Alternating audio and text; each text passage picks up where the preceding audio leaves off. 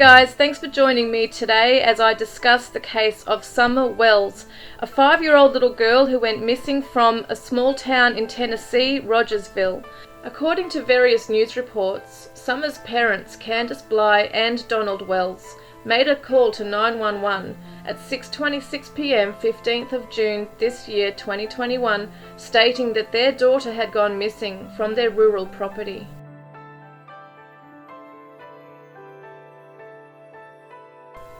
Earlier that day, Summer had gone to a swimming hole with her mother, her grandmother, and a teenage boy who was a family friend.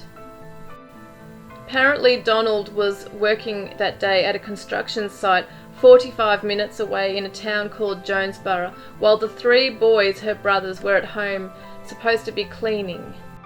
This case analysis today will be looking at the key players in this case: the mother, the father, the grandma. Not so much on her because she's kind of gone MIA, guys, but the key players are Summer's dad, Summer's mum, and her brothers are kind of left out. They're kind of in the background. We've got the boy called H, who was a teenage boy at the swimming hole that day, and his mum, Allyson. And she's got a friend called Leslie. And there's also a church family friend called David Dotson. So they're the key people that I've been looking at with their interviews in here. We're going to be looking at discrepancies, timelines, and at the end I'm going to tell you why I can see truth in the lies of Donald and Candus. Okay, so let's get started. So when her mother come in, she says, "Where's Summer?" She went down in the basement. She didn't answer, so she went down there and she was gone. So she went out the basement door, which was unlocked, and we haven't seen her since. This morning, Donald Wells spoke on camera for the first time since his daughter disappeared. Please, let Summer be okay, and please come home. He says it's unlikely Summer would leave the house on her own. Wells says the last time anyone in the family saw Summer was when she entered the house to play in the basement after gardening with her mother and grandmother. Wells also spoke about his gut feeling about Summer's whereabouts. Some bad person grabbed her, but we have no idea. Wells says law enforcement have covered leads on area sex offenders and drug addicts. We're trying to think, beat our brains out. We've covered everything that we can think of already. Investigators say they have followed up on 85 tips so far. Wells says he is overwhelmed by the massive numbers of personnel on site. We just really appreciate everybody trying to help that they have, law enforcement and all these volunteers that are here. I've never seen anything like this in my entire life. Please, let Summer be okay, and please come home. The father of a missing Hawkins County 5-year-old says his daughter would never leave the yard alone. For the first time tonight, we are hearing from the father of Summer Wells. Search teams have covered almost 1,000 acres looking for that little girl. She has been missing since Tuesday evening. 10 News reporter Cole Sullivan has the plea from the family and the latest on the investigation. It's been rough, but we know, we believe in the resurrection. Donald Wells says Summer was planting flowers in the yard with her mom and grandmother when she went into the basement of their Rogersville house to play with toys. They haven't seen her since. So she went down there and she was gone. So she went out the basement door, which was unlocked. He says she would not leave the property alone, and he and his wife can't imagine what happened. We try to warn our kids about all these things all the time. My memories with Summer and everything, it's just, that's what kills me, because we had such a great love for each other. She loved me, and I don't know why I've never had someone love me that much in my life. And so it's been awesome, between me and her. And so it's killed me since she's been gone. It's just, at first it was just so horrific knowing that someone abducted her and the cops are looking all around her house, knowing that she's not there. It's like, it's like you just talking to yourself. This ain't doing no good. But I wish the police would have blocked off both ends of Beach Creek and everything else and kept it contained in our area, because I'm sure she's hundreds of miles away. I don't know why, but they're dealing with it okay more than me, and they're doing a lot better than me and Candus are. Not why that is, but I don't know. Because when I was in school, one of my guys, one of the kids that was in school with us, bought his son a shotgun, and somehow it accidentally went off and killed his dad right in front of him. And we never did see that kid back in school again, but that was his daddy, though. There's a difference, you know, I guess. But, I mean, maybe my kids are looking at it like, well, maybe God will bring her back, or I don't know. But statistically speaking, I mean, there's a good chance she's already dead if you look at it statistically.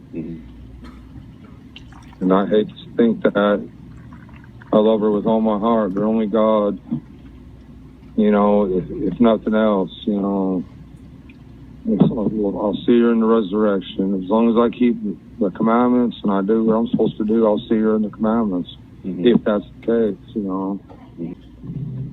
I was just wondering if there was maybe any kind of fear or concern just to let them out of your sight after.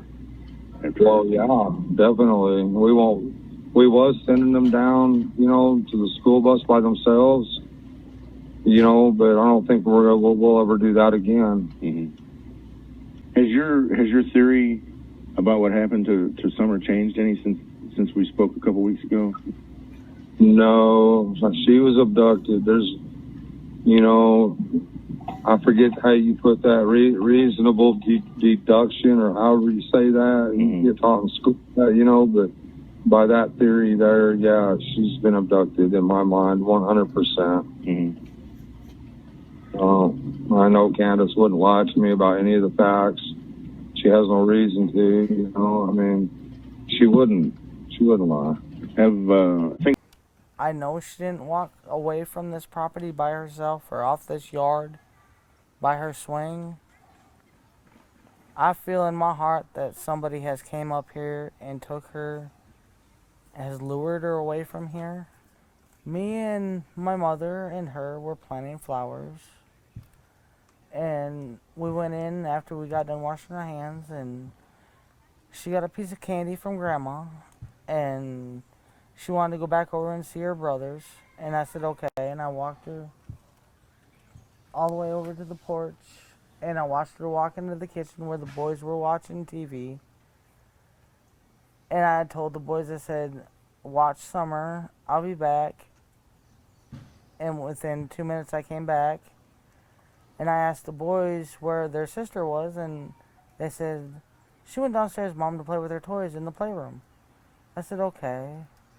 And I yelled downstairs for her a couple times, and I didn't get no answer, which was unusual because usually she always answers me. And so I went down there to check, and she was nowhere in sight. She was just gone. I don't go on walks around here or runs because I'm scared of the bears and snakes and even the coyote. Tonight, the radio scanner traffic from emergency dispatchers the night Summer Wells disappeared. Take a listen. Being around from 110, 110 Ben Hill Road off of Beach Creek should be the first residence on your right. Reference to a missing 4-year-old. The parents have called in, advised that the mother had went for a walk, came home, now they can't find her. They've been yelling for her. She's been gone for about 10 minutes now. Again, audio from police scanner traffic that evening. Dispatchers referenced Summer Wells as a 4-year-old. We now heard that correction the following day that in fact she is 5 years old. Well, whoever has my daughter, I pray and hope that they have not harmed her and they bring her back to us safe and sound. Just go to the FBI, the police, and clear it up. I mean, I don't know, it seems kind of elusive. She was a tomboy. I shaved my head. She wanted to have her head shaved like me and the boys did. She tried to shave her head in the back and make it, I think you can see it in some of the pictures, and it was getting out of control, so we decided to shave her head off and let it grow back long, and she shaved her head so she wouldn't feel bad, and but it didn't bother her at this point. Let me ask one question. Now there's so many rumors going about the shave head. There was rumors it was lice. There was rumors that she wanted to be a tomboy. Do you know why the heads are shaved in Summers? Yes, little Summer wanted her hair shaved because Candus shaved her head. Two of the boys had their heads shaved at the time. My son had his head shaved at the time. And at first it was just a thing, you know, shaving people's heads. Like my daughter shaved the back of her head underneath. And then, yeah, there was a lice incident. And we got sick of dealing with it, so she shaved her boys' heads. And then next thing you know, Summer, being a typical little girl, she decided to get a hold of some scissors. And next thing I know, she had her head shaved. But she liked it. And I'm sorry that you guys feel that way, but that's my baby, and nobody would ever treat her like that as long as I was around. Ever.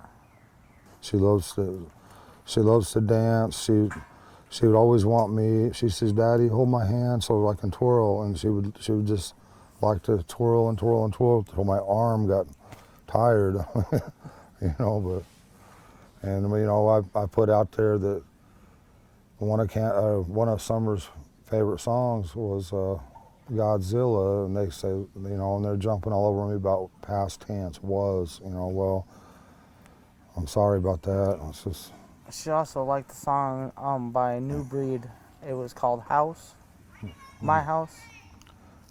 She sung that a lot of times when I play it on the TV. She loved to dance.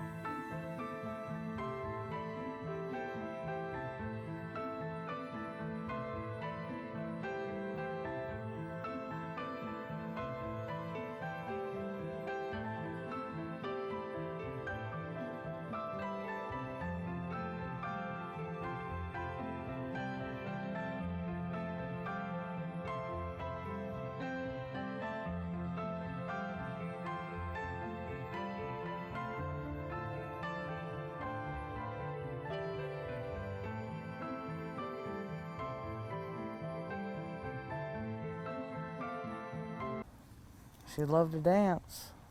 She liked to think of herself as a princess, and you know, and all that, like all young girls do.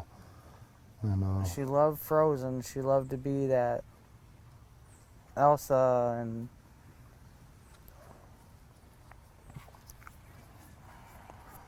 I think she really loved to be in church because she felt a lot of love there. And I think you can't explain what that love is, but you feel it and you know it, you know, when you're young. And she felt that there, and she loved everybody in that church.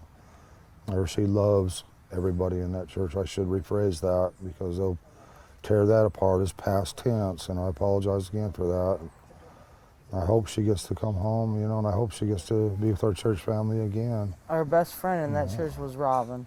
She loved her to death. Yeah, she looked up to women that were... She come to that church, she went looking for Robin. That was her favorite person.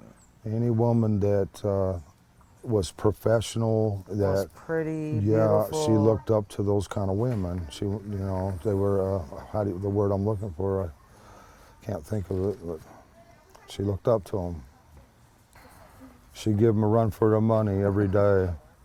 She'd give them a run for their money. And there was times, you know, we'd be, you know, at our boys, like, don't do this and don't do that. And next thing you know, the stick would come up and just whop them, you know, and it'd be like, Summer, don't do that. Summer was the boss of the family. Yeah, she typical girl. When they get out of line, she'd put them in line. She'd do her best.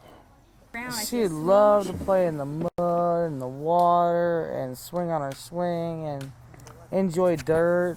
When I run the lawnmower around, she would run behind me. When the boys run their bikes around, she, as fast as that little bike could go, she would be behind them running and keeping up with them, no problem. You know, she loved to run. She just loved to run, and she could pull herself up on that swing, her full body weight with her 2 hands, and she could do that. None of the other boys can do that, but she can. Was she in school yet? No, she's going this year. This was supposed to be her first year. She's been. We did all the what? I took care of everything. Yeah. I had her already took on all of her shots and registered in the school ready for this year. Well, I just never expected for anyone to get a hold of my heart like she has, because I try to guard my heart as much as I can, but she holds my heart in her little hands, and I love her with all my heart. I'd do anything to have her back. Your old little girl. If there's any way, if you can find it in your heart, to please release her somehow. I don't know how you might do that. I mean, 'cause you're probably scared of going to prison for the rest of your life and everything else, I'm sure. But please find it in your heart, have mercy, and find a way of letting her go, and where we can get her back. And just please have mercy on her, and you know, and us, and her brothers. And she's such a loving, good spirit. Please don't hurt her. Please let her come home. My biggest fear is, you know, her being tormented or locked in a dungeon or basement or something, because she loved to be outside all the time. That was her, unfortunately, her downfall. Because a lot of times the boys would be inside and we'd be like, "Where's Summer? Why'd you leave her out there alone? You know, go get Summer now." You know, and that's happened over and over again. And we'd come out and she would always be close by, but we was always coming up. She had to be outside. She was an outdoor person. And she loved to be outside. Yep. And I'm so afraid that she's locked away. She's such a loving heart and everything, and I'm afraid that she won't be able to, you know, locked away where she can't be outside or play with a puppy or anything, love nature, you know, and that's my greatest fear, that she's not able to do any of these things anymore, or that she could possibly, you know, I don't want to think she's dead, but it's a possibility. I don't want to address all the negativity. I just want to focus on the positive, because find her daughter.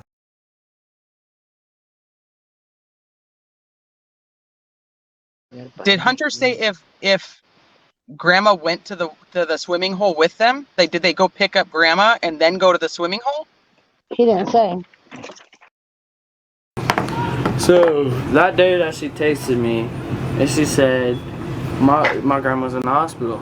Well, her mom's in the hospital, but we called her Grandma at the time like we used to. So I called her up. I said, "Y'all want to come over here for a bit?" Because she's gonna be in the hospital for a while, because she messed up her knee or whatever. And she said, "Yeah, if that's okay with Allyson." I don't do good with times because I really don't look at the clock. So if I mess up sometimes, that's on me.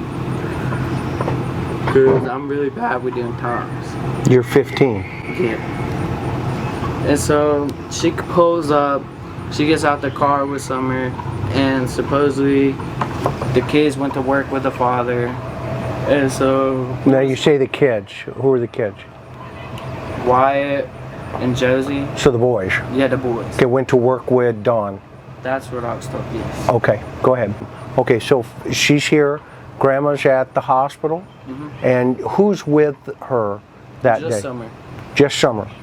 Okay. Not the entire day until we pick up the grandma. Okay, what time do you remember? I know you're not good at times, guesstimate.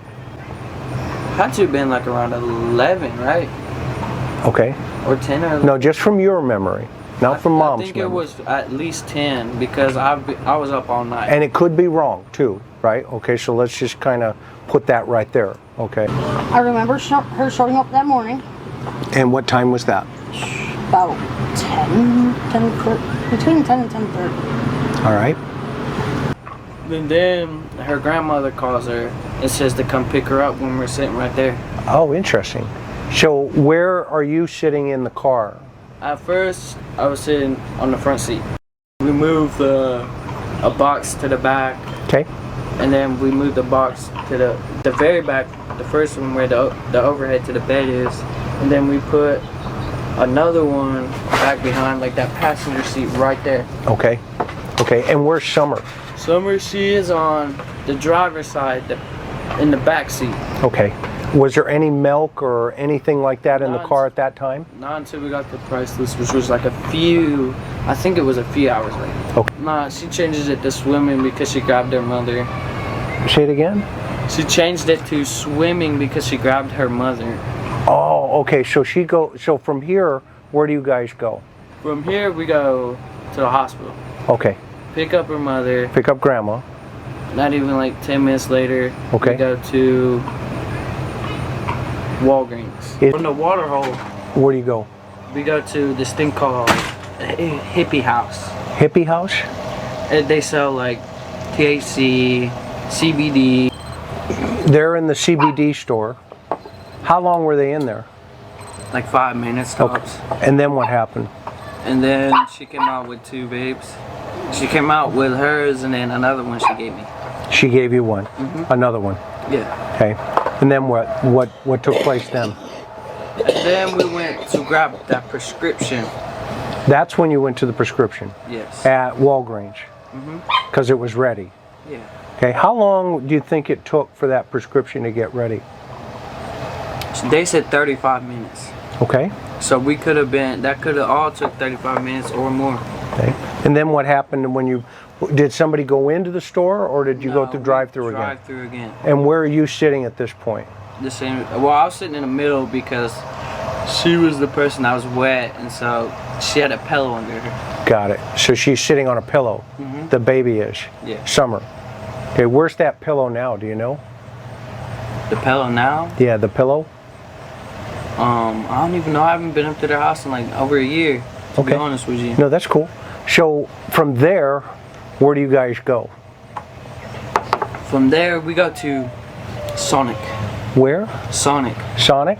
And what did you get at Sonic? Slushies. We ate them on the way to Priceless.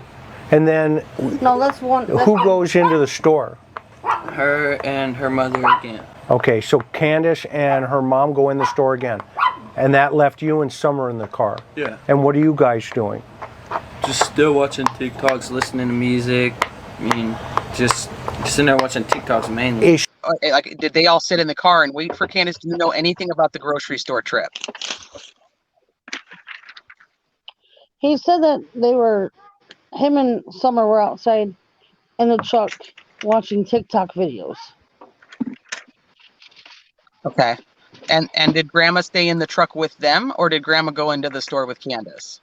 Grandma went in the store with Candus. I think they was in the store for an hour, maybe. Okay, they were in the store for a long time? Yeah, a little bit long, but not that long. And what did they get?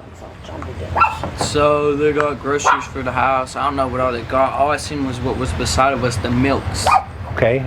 And where did the orange soda come from? The orange Next to Summer on the seat.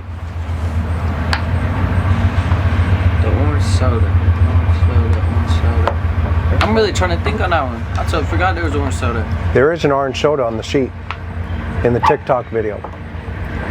TikTok video? Yeah, and the video that somebody took of her in the car. There was also Skittles or something, some kind of candy. And then what about the candy on the seat? That was her candy. Because her grandma done bought it for her in the store. Okay, so from there, now you have this, they come back to the car. Where's the milk come in? The milk. Oh, when they had to put everything in the bed of the truck.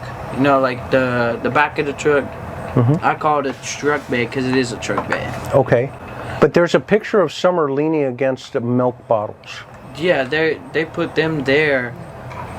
Well, I think I put them there in the middle because there's no room on the other side of me. Okay. I mean, I don't know.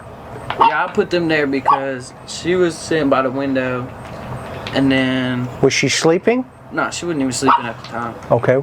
I just set them in the middle because if they were to fall and spill, it would be on me, and I don't feel like cleaning up no truck mess. Okay. It looks like she's against the door, though, in that picture. I wasn't there when that picture was took. Think, Miss Allyson, how's that milk get rearranged? I don't know, that milk was there when they pulled up like that. Okay, but Hunter had the milk in the middle. In the middle. And so now the milk's on the other side of Summer. How does that happen? I don't know. I don't either, and that's why I'm asking. I don't even remember how I got out the car. That's the funny part. That's fine. That's fine. I thought I was totally sitting in the middle the entire time, but I guess not.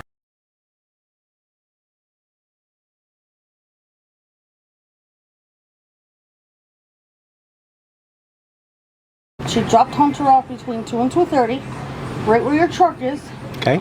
But her front end was facing the telephone pole. So she's going this direction? Yes. Okay. When she dropped Hunter off, it was her mom, Hunter, and Summer. And Summer was leaning against 2 gallons of milk. Okay. I said, oh, look at her. You know, I asked her how Summer was, and she was sleeping. What side of the back seat was she at? Do you remember? Hunter was on the driver's side, and Summer was right there next, right there in the middle. Okay, so it made sense if she's pulling this way that Hunter's going to get out on this side. Okay, it makes sense. Okay.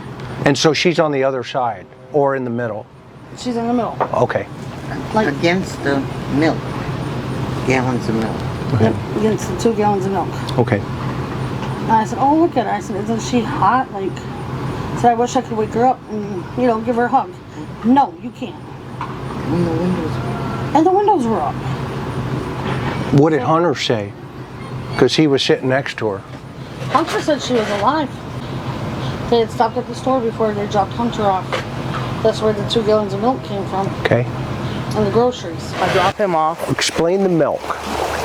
The picture of the milk, it was sitting right there beside Summer. Okay. Because when I handed it to Hunter in the car, he was on the outside. Oh. I said, Hunter, put this on the other side of Summer. I just set it over there. Okay. And she was wide awake sitting up. Okay. Like, she didn't go to sleep until after we left town.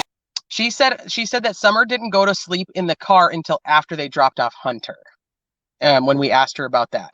Okay. So one of the things that's been talked about is that Hunter said that Summer had fallen asleep in the car during the ride home. Was that was because he was watching TikTok videos with her at the grocery store? Then she fell asleep after on the way from the grocery store to home, or had she been in and out of sleep, or how what do you know about that? He said that she just fell asleep right after, you know, they were watching TikTok videos and she fell asleep because she was tired. Mm-hmm. Okay. She still got her arm up? No. Oh, that's what I was trying to catch. What time was this video taken? The one that she had just sent us. She said, hold on, I'll look. And then she continued. It was June 15th at 3:09 p.m. There is rumor going around that Candus gave your son alcohol at the swimming hole. Is that true? Yes, that is very true. How far from the swimming hole to your house, approximately, like time-wise or mile-wise? I'd say about a 15, 20-minute drive, depending on which direction you take and traffic. We said, what time did you go swimming? She said 12:21. He said that she was underwater for 10 to 20 seconds. He said that she slid on a rock, went under, and he jumped in and grabbed her. Or at that moment, what happens? Do you go in the water first, or who goes in the water? Summer was in the water because I was drinking the tea at the time. Got it. Where were you at? I was just standing around. Me and her mom was watching. What are you talking about? TikTok. Like, she was on TikTok looking at funny videos. Okay. So you see a point where Summer is underwater. For like 10 to 15 seconds. And what did you do? I just throw my shirt down and just run myself into that water to see if she's okay. Okay, so you got scared. A little bit, yeah. Okay, and what happened? I just pull her up, bring her over my shoulders. I say, "Are you okay?" She goes, "Yeah." Did she spit up water or anything? She did spit up water. Was she laughing? She was just laughing, yeah. In that moment where she's in the water, how much time do you think, just a guesstimate, between the moment you saw her underwater and the moment you got her up out of the water? At least like 4 seconds. Okay, 4 or 5 seconds. Yeah. So what was Candus doing when Summer was under the water? Talking to her mom. And what was the grandma doing? Talking back, looking for flowers. What do you mean? She always picks flowers everywhere she goes, or rocks. So are they looking for flowers? Nah, she was talking about there were flowers one day that she wanted, that they were there. I guess they go there every time now, I don't know. Okay. But them flowers, she said that they were very pretty flowers and that she wished she could pick some of them. Okay. I guess that was what they was talking about before I went to go grab her. Okay. Did you see her go underwater? No, I didn't see her go underwater because she was showing me a TikTok that she done with the dogs and the dirt bikes. Got it. Candus was.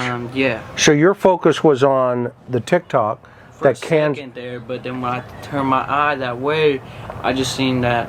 I don't know how long she could have been under there for, but I just seen her under the water and I didn't see her come back up, so okay, kind of shook me, so I was gonna go see if she was okay. So you went in? Yeah. Okay. You went in to rescue her? It could have been longer, it could have been shorter. She could have just went under there at that point. Like, right. I don't know. So you went in to rescue her? See if she was okay, yeah. And did you get her out? Yeah, I got her out. Okay. And then not even like 15 minutes later, we went to grab that prescription that she needed. Okay. How was she when she got out? Did she walk back to the car? Yeah, she would walk back to the car. She seemed normal? She just seemed perfectly fine. Summer is doing what? Summer's just playing in the water right here. Okay. I'm just standing right here. All the flowers have died that were there on that road. Oh, so there were a bunch of flowers here? There's a bunch of flowers right here, yeah, on this little petal. I don't know what, I guess they've all died now, but. Okay. And where's Grandma? Mom's standing right here. Okay. And I'm over here close to the edge just because Summer's in the water, you know what I'm saying? That's my thing. Okay. And she's just playing, you know, like a normal kid would play in the water. And then Hunter came from wherever he was and come down here and was standing here. I don't want to get all wet, but yeah, he was like standing here and Summer was out a little bit further. They were pretty far apart from like me and your wife is. Okay. Is that the TikTok video you took? Yes. Okay. Yes, you can see how far they were apart. Yeah, I can see it, right. And with him sitting there saying that she fell on a rock, there's no rock. Where do you see a rock? Right. Yeah, the only rocks I saw were right over here. Yeah, and then up there. Yeah, they're way over there, and I'm right here. Okay. So this is where she is, though? Yeah, this is where she is right here. Okay. And how is she, what's her behavior? She's jumping around, splashing, having a good time. Summer. Just like Summer would always do. Okay. I mean, that's how all my kids are. Okay. They just splash around and have a good time. Does she go underwater at any time that you see? Oh, she just dips her head in, but sticks it right back up. I mean, it was only up to here at the time. Where did this idea of under the water, where's that come from? Okay. That just blew my mind when I heard that. I was like, she didn't even go under, because when she was playing in the water, I was literally taking the TikTok video. Do you know how many alcoholic beverages that she gave him that day? Like how many drinks did he have? I've heard one. Do you know, had she given him alcohol before? Do you know? Not that I can really say. Okay, then what happened? And then she bought the twisted tea. Twisted tea. How many? Just one. Just one? And bottle or can? I think like it's a can. If I could get a picture real quick, I'll show you what it looks like. All right, go ahead. It's a whole can, if I'm correct. I just know that They have to have done something because she did not walk off of that property. That's all I know. That's what it looks like. Oh, okay. So let me show this right there, Twisted Tea in a yellow container. At some point, where she give you something? Yeah, that Twisted Tea. And when did she give you that? As soon as we got out the car. Right, as soon as you got down there? And did she have one? No. Did she have any alcohol? No, because she had to drive. Okay, so she gives you the alcohol. Yeah. Did you ask for it? Not until after she got it. Okay. I mean, so, I never gonna lie. No, okay, so after she bought it, you said, hey, can I have that? Yeah, she just said yeah. And she just kicked it onto you? Gave it to you? She does that. You can ask her. Okay, well, I'll ask you because you're the one, if she handed it to you, right? Yeah. Okay. Now, what about the vape? Yeah, the vape. Oh, we was both hitting it. Okay. And do you do that a lot? What, vape? Yeah. I mean, when I have them, yeah. Okay. There's just like nicotine vapes. Okay. You were there when he returned home. Did he seem like he was intoxicated, or like that he would have had like any No, he form was a of perfect altered? 15-year-old. Okay. He was holding straight conversations, walking a straight line. And she also had purchased him puff bars, which are nicotine vapes. Oh. That day as well, or just at some other point? Yep, that day as well. When you saw Summer, did she move at all? Did she make any sleepy noises? Did she, anything not like that I can remember. Okay. Because when I got to look at her, they finally rolled the window down, and then they're like, well, we gotta go. Because we got milk in the car. How long would it take to get from your house to her house? That's about a 45-minute drive. Okay. So the video that she had sent, she said, was taken at 3:09 that afternoon, where Summer is sleeping on the milk. So that would make sense if she drops off Hunter around 2:30-ish, that she would still be driving home at 3:09, correct? Yes. Okay. Honestly, I think Candus done something to her. Because Candus was jealous of that little baby. Why though? Why would she? Because that baby was getting Donnie's attention. Oh, okay. So it's a pull between dad or the child. See, and a little bit. Is that right? So Honestly, I don't feel that Donnie has anything to do with it. I may be wrong. Was he at work that day? Do you know? We don't know for sure. On a scale of 1 to 10, 10 being the highest, where would you put her being alive? 10. And where would Hunter put her? At a 10. Okay. Because he sat here and he said where exactly what they were doing. She was giggling, watching TikToks and everything. And he said she fell asleep because she was tired. And that was right before they pulled up. In the back seat, Hunter gets out. He tells you what? He really didn't say nothing. He didn't really say nothing. So he went in the house. Okay. Then what happened? I asked him how fishing went. He goes, we went swimming. Oh, okay. I asked him how his day was. He goes, fine. He didn't tell me anything about what happened. Nothing. Nothing. And then his girlfriend's mom came and picked him up about 3 o'clock. And he went with them for a while. Me and Leslie went to the ball field. I left my phone in her car, in her van, because my phone was dead. So we only had hers. And her phone rang. It was Hunter. He wanted to speak to me. She gave me the phone.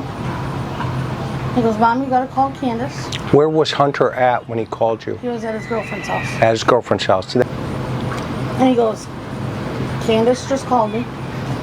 Summer's missing. You need to call her. I said, boy, stop pulling my leg. I do not want to talk to her. I said, what's wrong? She goes, Summer's gone. I said, how could she just be gone? I just seen you guys not that long ago. I said, what happened from the time you guys got home, from the time you guys left my house, up until she went missing? She said, we came home, we planted flowers on the side of the house. We went in Mom's camper to wash our hands. Summer wanted a piece of candy. Grandma gave her a piece of candy. She wanted to go play with the boys inside the house. Candus told me she walked Summer over to the house, let her go inside. She went back to the camper, fixed Mom's knee, which didn't even take 10 minutes. Then she went back to the house, asked the boys if they'd seen their sister.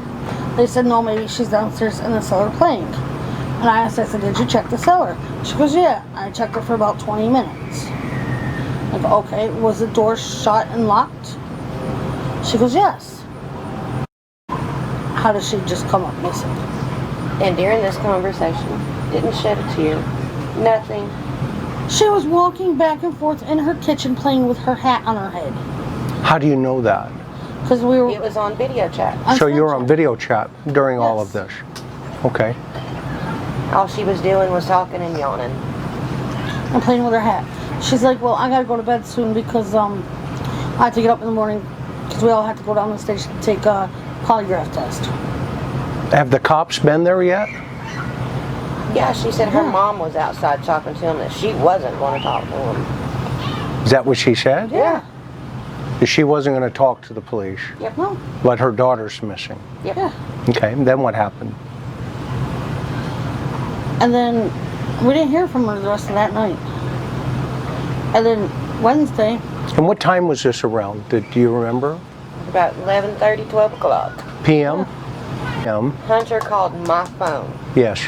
At the ball field at 7:29. 7:29. Hunter calls. Then what happened? Go ahead. So then Thursday morning, I'm in the bathroom. Candus shows up. Walks in the house, starts asking Hunter. Out of the blue? Yeah. Okay. I asked Hunter, did they come talk to you yet? It's okay. Because I sent them to your house. I gave them your phone number and your address. I said I'm going to talk to you because of the TikTok video and stuff. And she goes, what'd you tell him? By the time I could get out there to him to see what more they were telling him about, they had left. They had gotten back in their truck and left. I immediately called the detective. It's like, listen, Candus was here with her mom. They're just asking my son what he told you guys. And he goes, give me a second, I'll call you right back. He calls me back and he goes, what were they driving? I said they were driving her mom's Silverado. He goes, thank you for that information. Because she shouldn't have been here asking my son what he told you.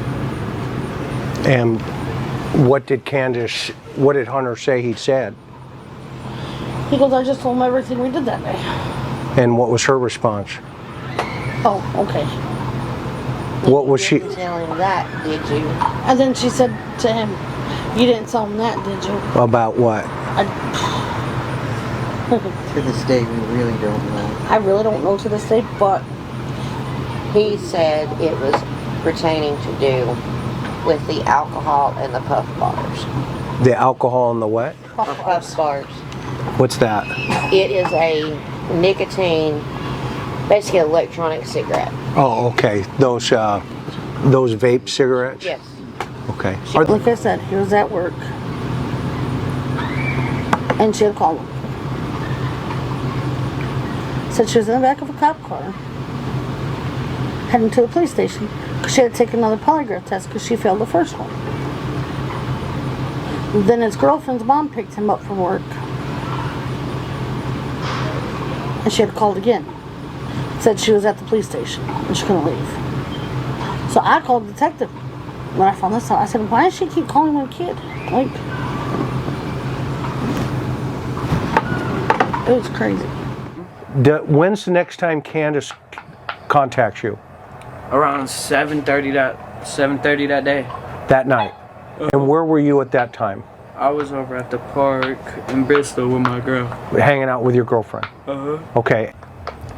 She contacts you again, says she's at the police station, has to take another polygraph. And then she shows up the next day. The next day she shows up where? Here, this is not. Well, see, you were interviewed by TBI on Wednesday. She came here Thursday. So 2 days after or a day after? 2 days after. And then what happened when she got here? She got here. She was like telling me how she talked to them and was like, don't mention about the alcohol, but I don't mention it. Did she say what she told them? No, but she started asking me. I just told them what happened on the timeline. And what did she say? She said, okay, that better be it. What do you think happened to Summer? To be honest with you, her grandma was out of her mind. Like, you guys, them. I'm not saying you have to. I'm not saying they have to be in the camera. Understand. But I'm saying you can ask them that her mother's usually grumpy, controlling, like a regular grandma. And I said, come on, Summer, we got to go get Grandma's prescription. And we just got back in the truck and left. Okay, so a lot has been said about the tea thing, right? I don't know where that iced tea coming from.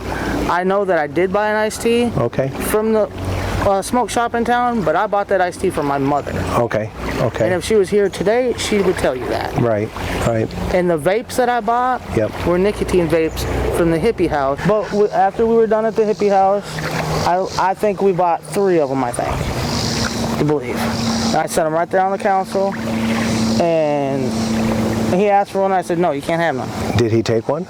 I don't know. Okay. Honest to God, I don't know. Okay, okay.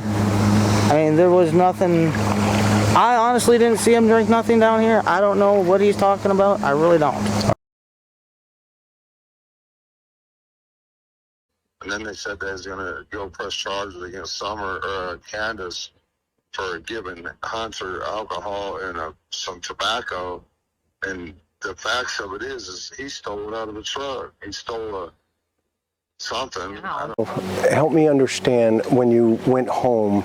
Tell me about those dynamics that day. Take me back to that day. Yeah, on the way home. On the way home, well, we were just sitting there talking, me and Mom, about everything pretty much. Trees, flowers, rocks.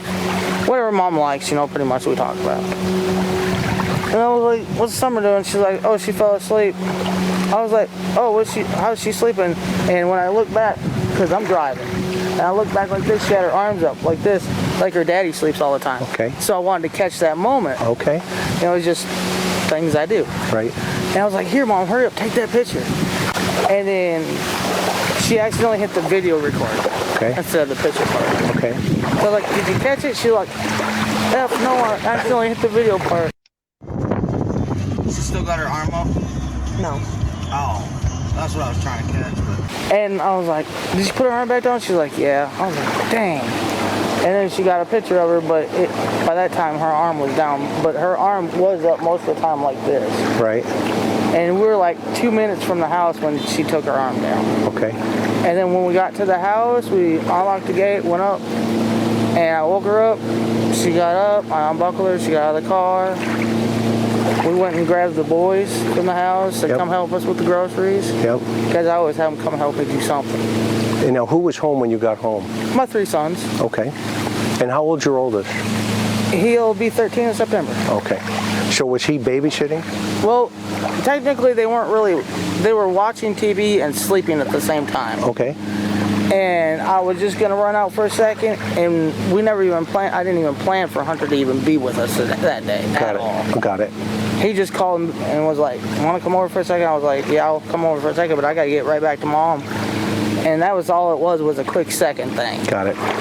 And he's like, Mom, can I go with them? Walk me through when you got home. Okay. You unload the grocery. What exactly is going down there? Well, I'm like, I bring my kids out, and we all unload the groceries, but we all go in my house first because we sort out my mom's groceries from her groceries. Okay. We always do. Yeah. And we did that, and Mom walked back across, and me and Summer were putting groceries away, and watching TV off and on, and just chilling with the boys, hanging out, and then we decided to do some laundry, because laundry, my kids, they got 80 pairs of pants, 80 pairs, each one of them. Okay. And kids are all sitting there watching TV, chilling.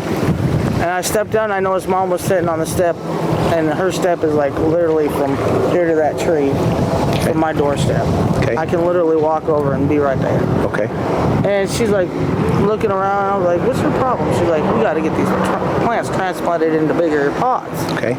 And she. Now you're sitting on the front porch, or where you all? No, I'm not sitting. I'm Are you in the standing. house? No. She's sitting on our camper step right there. And, okay. And the flowers are here on both sides. Okay. And I'm just standing there. We're just talking. And she's like, "We got to get these transplanted." And I was like, "All right, well." She goes, "Well, we know the boys ain't going to help because they don't like to do flowers." Yeah, well, boy does, right? You know what I'm saying? Yeah. I was like, "But I know someone that will." So I ran back in the house and I grabbed Summer. She was sitting in the kitchen playing with her little, what are them? Little short guys with the big eyeballs. Okay. And I was like, "Summer, you want to plant flowers? Me and Grandma plant Is that the rocks?" LOL things? Are they? No, they're not. Like she didn't really like LOLs. Okay. She didn't care for those. No, I don't know what they're called. They're all kinds of different characters, like different animals, but they got big eyes. Okay. She liked them, so I bought them for her. And she was sitting there, I was like, "Summer, you want to do some flower planting and stuff?" She jumped up faster than anybody I've seen jump up. She's like, "Pretty flowers?" I was like, "Yeah, let's go over to Grandma's and plant flowers." Transplant is what we did. And so we did that, and I don't know, it took us a while. Probably 30, 40 minutes, 50 minutes, I don't know. This summer, we got done, we washed our hands real quick, went in Grandma's house, and she asked Grandma for a piece of candy. She always does.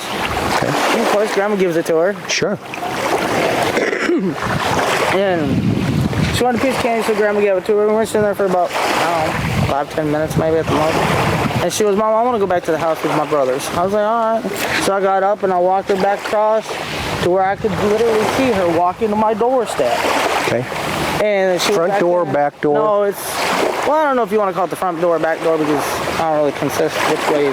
Which door is it? Yeah. In some of the pictures I see, there's a door around the bottom and the back. Not the basement door. I call it the kitchen door is what I call it. Okay. And she walked in there, and there's a scaffolding that we have for steps, the yellow and black scaffolding we have for steps. Okay. And I put my hand on the scaffolding. I said, "Boys, watch Summer. I'll be right back." And I watched her walk in there, and afterwards, when she was already in there, I walked over and I said, "Quiet." And he looked at me and I said, "Watch Sissy, I'll be right back." And that's when I walked back, and I had to go over and help Mom. She was still sitting over there. And I had to go in and get her knee brace and fix it for her because it was twisted and crap. Okay. It took me like 5 minutes, maybe 2 minutes, I don't know. Okay. I'm not a time person, never have been. Okay. And next thing I know, I said, "Mom, I'm going back over with the kids, chill and hang out, whatever." And I freaking asked her brothers, "Well, where'd your sister go?" She was just right here with you. "But she wanted to go play with her toys downstairs, Mom." I said, "I think none of them, because that's where our room is, that's where her toys are." Okay. And after about a second, I didn't hear nothing down there. I was like, "You sure she went downstairs?" They're like, "Yeah, Mom, she went downstairs." Okay. And my boys do not lie to me. And I walked around because that's where the steps are hidden up underneath there. And I said, "Summer." And she didn't answer me. I said, "Summer, are you down there?" And she didn't answer me. So I ran down the stairs pretty much. I was freaking out. I was like, "Why is she not answering me?" And I looked I blew up. I went everywhere looking for her. So I couldn't find her nowhere. Okay. And then what happened? She was just gone. Okay. She was just gone into nowhere.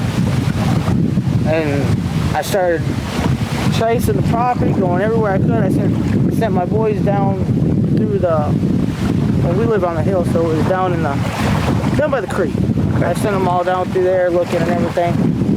I said, "Still didn't find her?" And they said no. So I ran over and I freaked out. I called Donnie because that's what I do automatically. I freak out, you know. You called Don? I called Donnie. I said, "I cannot find Summer. Come home now." He's like, "Call the cops." So I threw my phone down on the back of his pickup, ran over to my mom, picked up her phone because the only one that gets out there is AT&T. Okay. So I picked up her phone, I dialed on one. I said, "I cannot find my daughter." And they sent people out, and I wasn't just going to stand there and wait for them to send people out. Right. I jumped in my mom's truck and I went down the driveway as fast as I could. I went everywhere I could possibly think, every road which way. I didn't see no cars. I didn't see nobody at all. And I was like flipping out. I was a hot mess, so you call it. Okay. It makes no sense. The only thing that can come to my mind is that somebody snuck up there in that yard and took my baby girl. What are the odds of that? What are the odds of that? From your perspective? It happens all the time, all the way around the world. I'm not questioning that it happens. I'm just asking you from your perspective, in your property, living up there as long as you have, Candus, right? What are the odds that that happened? Take a guess.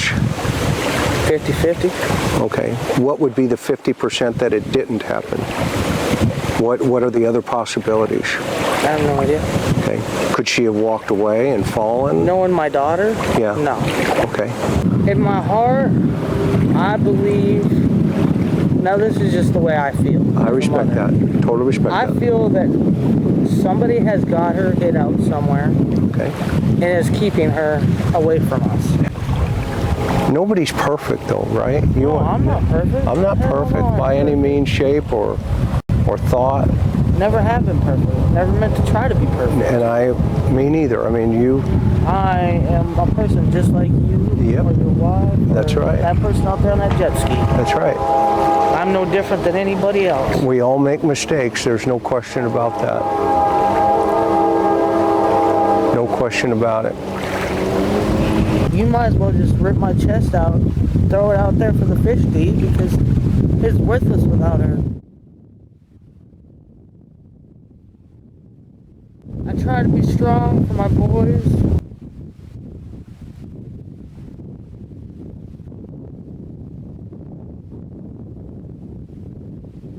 I try to have hope.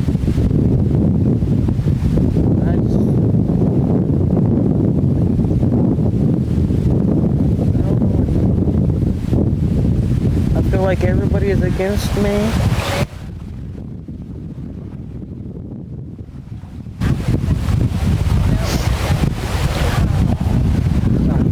It's all right. So, what did you tell Dawn at work when you called him? I just said she was missing. I can't find her. That's all I said. Do you remember where he was that day? What job site he was on? I believe he was in Jonesboro at the Meadows, I believe. Okay. Now, when you called him, what was his reaction? He's like, "What, are you playing with me?" I was like, "No, I'm not playing." He's like, "Call 911," and that's what I did. Okay. That was all that was said. Okay. Hey, what was Grandma doing? Grandma was out hollering for as much as she could.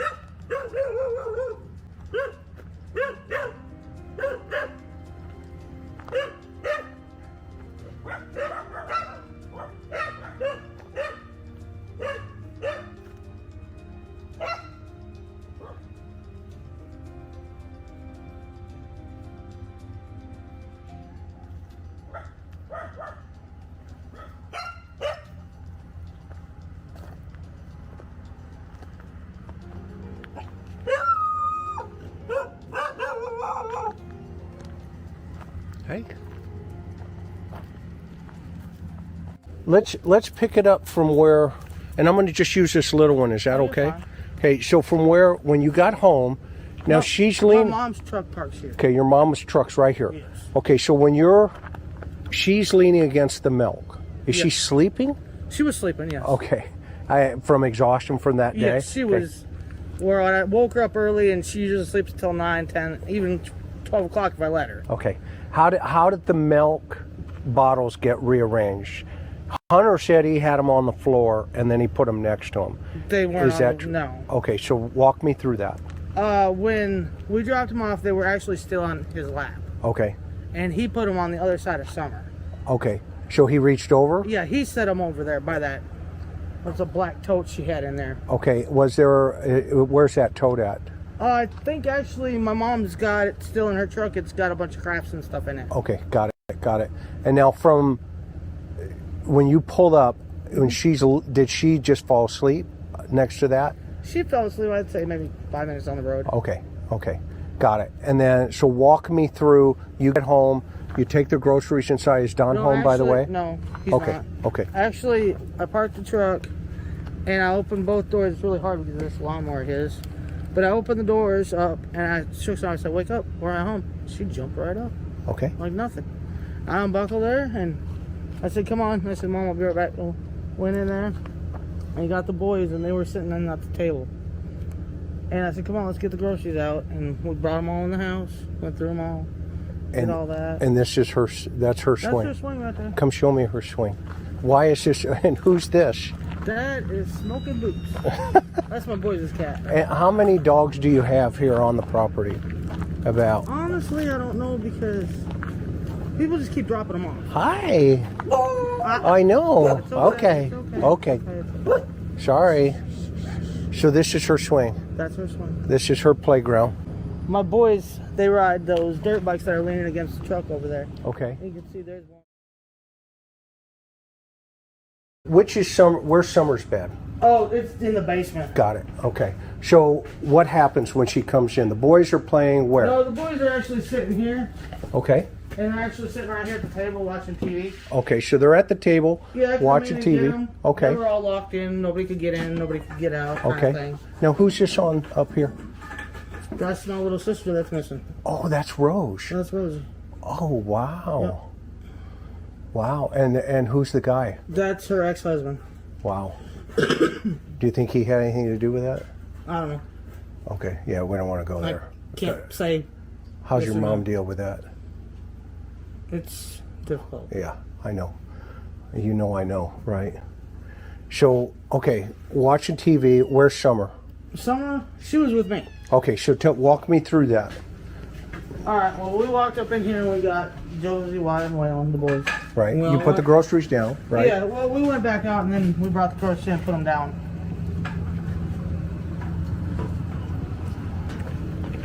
And then Mom, she took her stuff to her house to put her stuff away. Okay. And then, of course, me and Summer went back over, put our stuff away. Okay.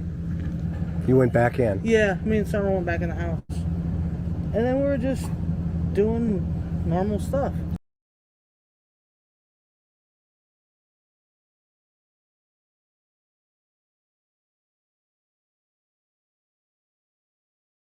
Okay. Around the house like we normally do.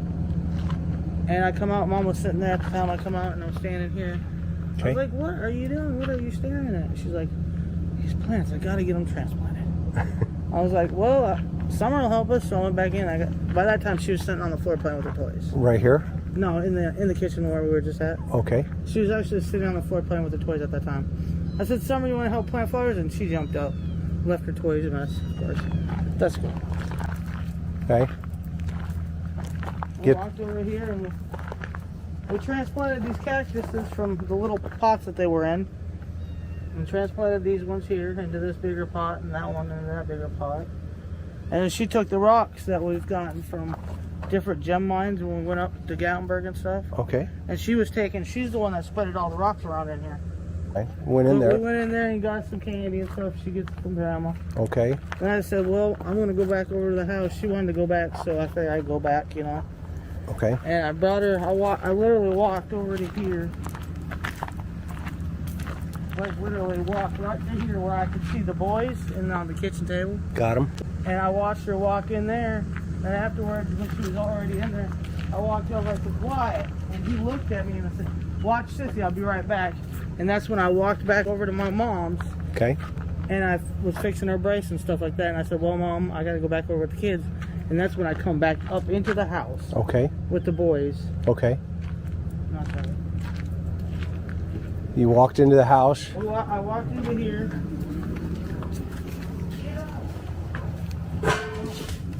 Get up.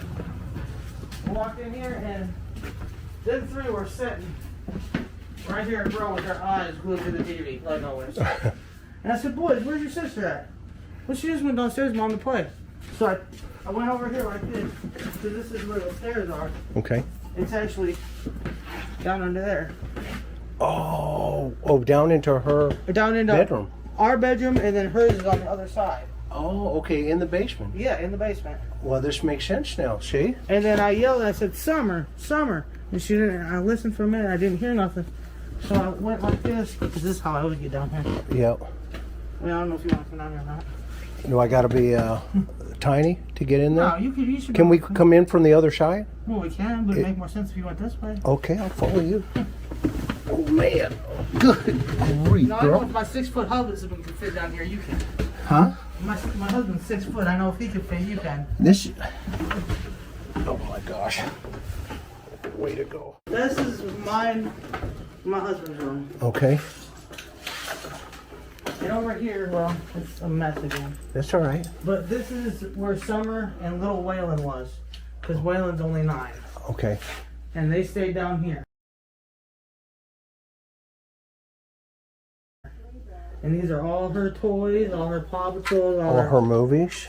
She's got a movie about the Savior. The boys I brought back down here after she went missing because I didn't want them upstairs by themselves anymore. Okay. And this is all her toys. Them are all her toys. All these toys that are down here are dang near all hers, except for like the trucks and the Teenage Mutant Ninja Turtles and the game system. That's the boys'. Okay. But them are all her toys. And she's really into Paw Patrol. I see that. Yeah, I've been collecting from day one. And these are all her little ponies that I've bought. And then these are them girls that she likes. Them new fashion, I don't know what they are, little princesses or whatever. Yeah, I come down and I searched, I looked up underneath the beds under there. Well, you can't really get on, I can't get on there. Yeah, yeah. But I looked under there, looked under every blanket I could possibly look under. Yep. And then I come over here and I looked on one side, I didn't see nowhere. And I don't recall if this was locked or not. I don't recall that. Okay. But I know. Did they tell you if the basement door was open or closed or locked or? They told me it was locked, and the children even told me that it was locked. So she went out the basement door, which was unlocked, and we. And I asked, I said, did you check the cellar? She goes, yeah. I checked it for about 20 minutes. I go, okay, was the door shut and locked? She goes, yes. It's hard on her. But I know I did come out here and I said, Summer. Because sometimes she'll sit right here and just sit here and play just for, And usually when she comes out and she goes directly that way up to the swing. Oh, okay, so this is like her. Yeah, she where just she walks. come running out. Yeah, Oh yeah, you can see the path here. Right to the swing. Right, you can see where she could have run right up to and here. this is all the further she would go. She wouldn't leave. Okay. She wouldn't go out nowhere else. I'm gonna film around this side. Now walk me through, what's this little Oh, that right there? little cave thing there? That's not really a cave. Actually, we built this addition, me and Donnie and the kids. Oh, okay.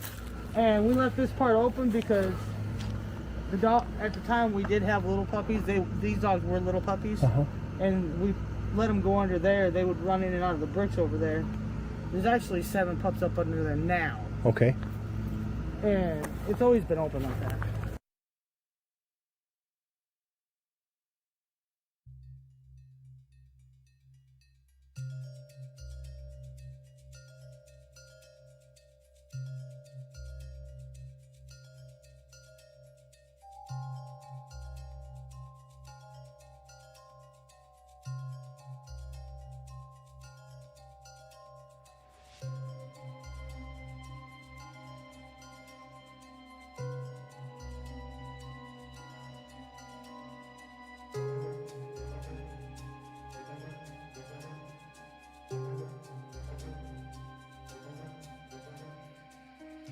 Now what's this little shed over here?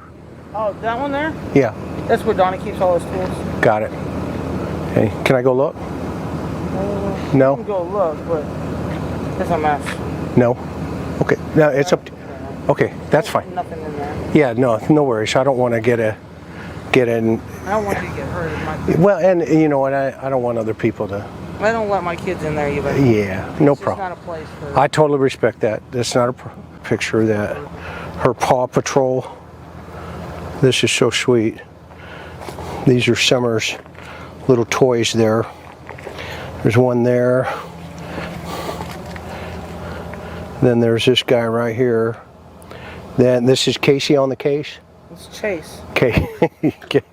I love it. That And what about, he said that he asked you for the tea and that you gave him a tea. He didn't ask me for nothing. Okay, I'm just... He asked me for a Mountain Dew. Okay.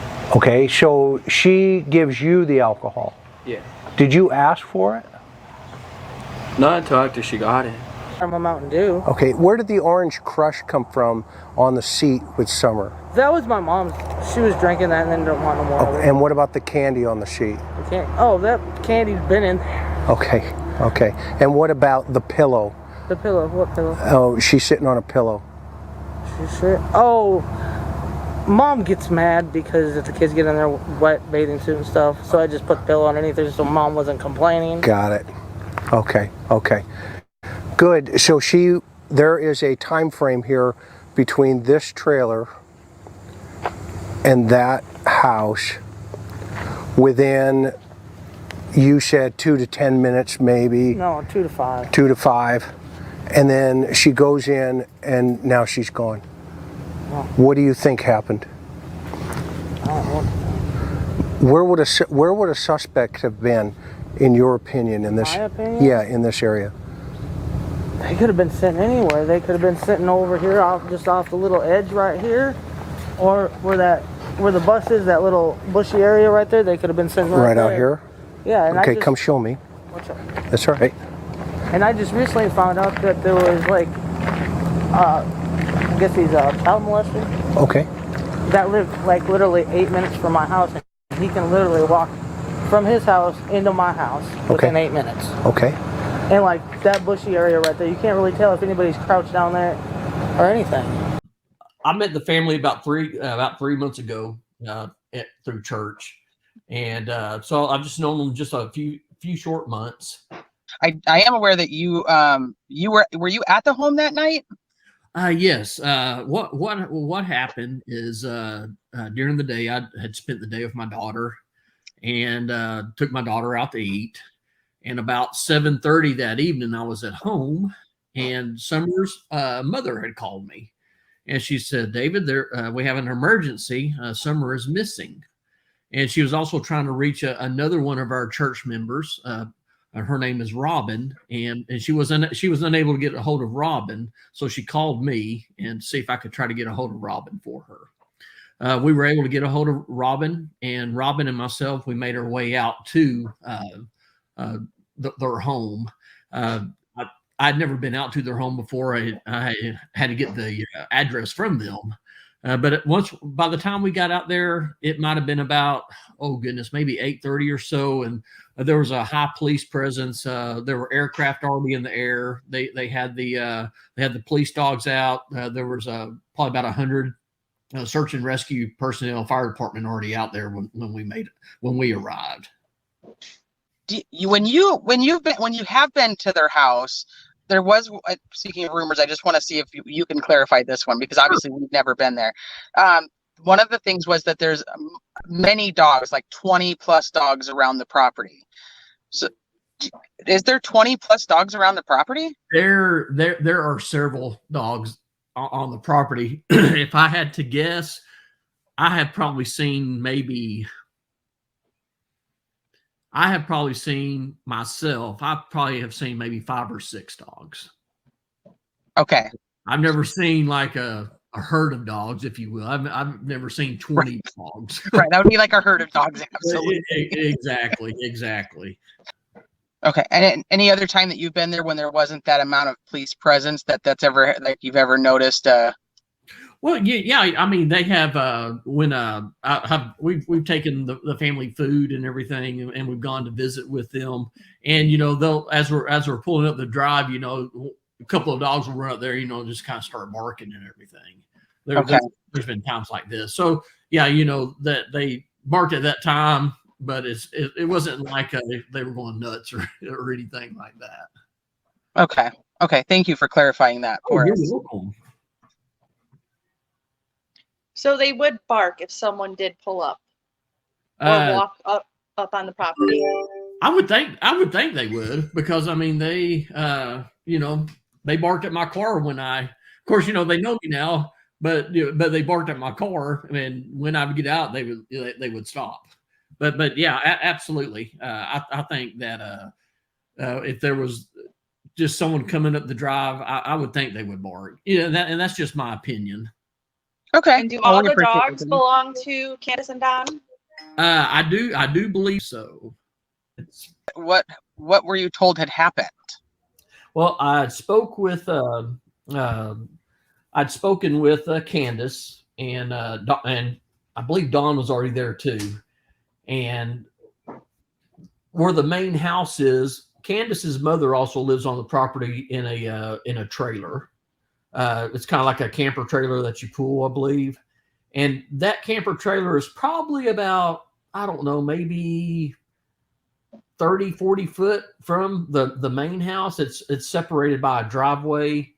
And Candus said that her and Summer and their mom, they were out there planting flowers. They had been swimming earlier that day, and they got home and they were planting flowers. And Summer wanted to go inside her house and play. So Candus watched Summer walk from the camper into the front door. And she watched her walk into the house, and she watched her walk into the house. And stuff like that. And I said, well, Mom, I got to go back over with the kids. And that's when I come back up into the house. Okay. With the boys. The brothers were in there, and I can't recall, they might have been on the internet or they might have been watching TV. And she said that the brothers came in or Summer came in, and the brothers saw Summer go down into the basement to play. And then Candus said that, a few minutes later, I think so, maybe like 20 minutes later, she came in looking for Summer, and the boys told Candus that Summer was down in the basement. Candus went down there, and Summer was gone. Keeping in mind that there's the front door of the house, and down in the basement there is a door that leads to the outside. So those are the only two doors that are in and out. And as far as and that's when she notified the police when they could not find her. Did they tell you if the basement door was open or closed or locked or? They told me it was locked, and the children even told me that it was locked. So, with that, the front door was the only way in or out.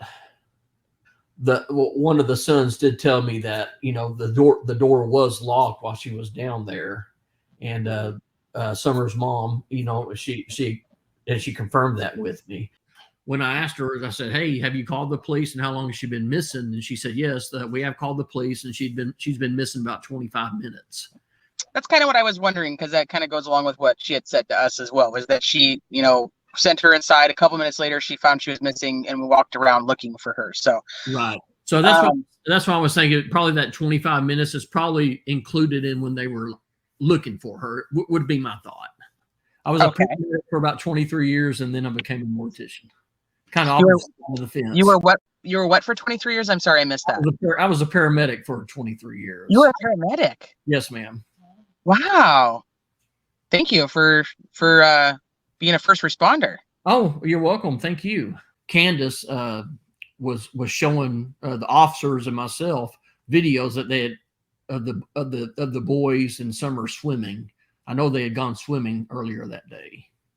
But as far as the grandmother, that I do not. I don't know any information on that. Autumn is asking you. You happened to mention a video that you had seen of Candus showing the Summer and the boys were swimming. Yes. Do you know, was that all of her boys, or was that the young boy we were talking about? The video I saw was of Summer and her three brothers, but not the other young man. Was it from that day or from a totally separate time that you'd seen that video? That's that video that she showed me was the day she showed me that day that Summer went missing. Okay. Did she say it was taken that day, or it was taken a different day? Yes, ma'am. It was taken that day because they had gone out there swimming. Okay. I knew as soon as I pulled up, as soon as I pulled up, and I didn't get a call back from Candus saying, "Oh, we found her," and I come all the way out from Jonesboro, and I probably made it in 30 minutes at least, if not faster. But I beat all the police there, and I went straight to the bottom property. I seen everybody look, and I knew she was gone. What inside of you brought that so quickly, brother? Where did you come from on that? I knew they was looking around the hill and everything up top there, and I drove straight to the bottom there where that little funky shed is there, and I went down the hill by the creek in that little 4-wheel drive Subaru. I went straight down there to the creek, and I seen the boys down there, and they know not to travel alone. They was together, and I seen my neighbor walking around, and I knew my heart just sank right there. I just knew it that somebody took her. And he also introduced that somebody took her. So now we have, the abduction theory coming into play here, which, like you said, Chris, he introduced that in his first interview with the media, and he went into great lengths that somebody took her far, far away. I remember watching that. Yeah, I mean, what about the boys? What were they doing when you saw them down there by the shed? They weren't by the shed. They was down if you look down where the power lines are, you go straight down, they were looking, walking around looking for Summer. And I knew I just knew she was gone. But trying to tell the police that and everything when they just pulled up, and then they blocked all the roads because I guess they took the time to call in search teams and everything like that, thinking that she was just lost in the woods. And I was trying to tell them she's not lost in the woods. So he made it a point to say that he was the first one there before the PD, right? Yeah. And then in here, he says to tell the police that everything, when they just pulled up, and then they blocked all the roads. So what he's saying is he was down at the bottom, okay, and the cops show up, okay, and so he then goes back up to basically tell him what's going on. But I talked to some folks that said they already had his driveway blocked. So I thought that was kind of problematic just listening to that while listening to him. I just knew that she was headed down the road somewhere in somebody's car, and no matter what I was saying, it just wasn't getting through. Describe for me what the scene looked like. What was going on? Well, the police started coming in and everything, and I'm like, well, I'm going to go take my car, and I'm going to go look here and there, and drive around. And I drove, like I say, I was in shock. I didn't know which way to go. So I tried to drive down, and I got down there on the road, and there were these people bringing their trailers in and their four-wheelers, and all of Ben Hill and Beach Creek was just bottlenecked. Traffic jam. Couldn't get nowhere. Right. Couldn't go nowhere. And then what about, now are these all cops, or are they search and rescue? Well, they were mostly, police and, volunteers, search and rescue or whatever like that. Okay. But I didn't, I probably didn't clarify on the phone, either that she was abducted, because I didn't know at the time. But when I pulled up there, I knew that, she was gone. And maybe I didn't communicate that to them like I should have, or what was, what I felt. Well, I had a few times. I said, she's not here. I come to that conclusion right away. But them dogs, everybody keeps talking about them dogs, but they're the stupidest damn things. And they also will go away for days and then come back. And I don't know where the heck they go, but they'll. And they weren't there that day. Did they bark at you when you went on the property? Well, when we arrived there, there was so much going on already. There was a huge police presence already up at the house. And so, I mean, the dogs were already kind of walking around, looking around. If you look at some of the photography taken that day by the people on scene, all of those dogs are there. At least 4 or 5 of them were in some of the photographs. So what time did you get there? Do you remember? Well, they say, it's really strange because I thought it was 5:30, but the 911 call says 6:30, 6:26 is when the first call come in. And that could have well be. Sometimes I work till sunset, A lot of times I have been here lately, but I thought it was 5:30. But the strange thing of it is when we went to the Hawkins County to do our lie detectors and everything like that, they took all of our phones. And then magically, all of our phone records from 3:30 on that day have been deleted. Oh, interesting. Yeah, me, my wife's, and her mother have all been deleted from 3:30 on. So they it's interesting that he totally changed the subject from the time that you're asking about the time and everything, and he went to the lie detector, and then he talked about the phones, and it was unsolicited. Magically, all of our phone records from 3:30 on that day have been deleted. He didn't actually say that the cops deleted that information. He wants you to believe it. He wants you to interpret. This is passive language. Yeah. When you, in your gut, I was watching the news, you on the news channel, and when the reporter asked you, what's your fears and stuff, and what is your thought process about where do you think she is?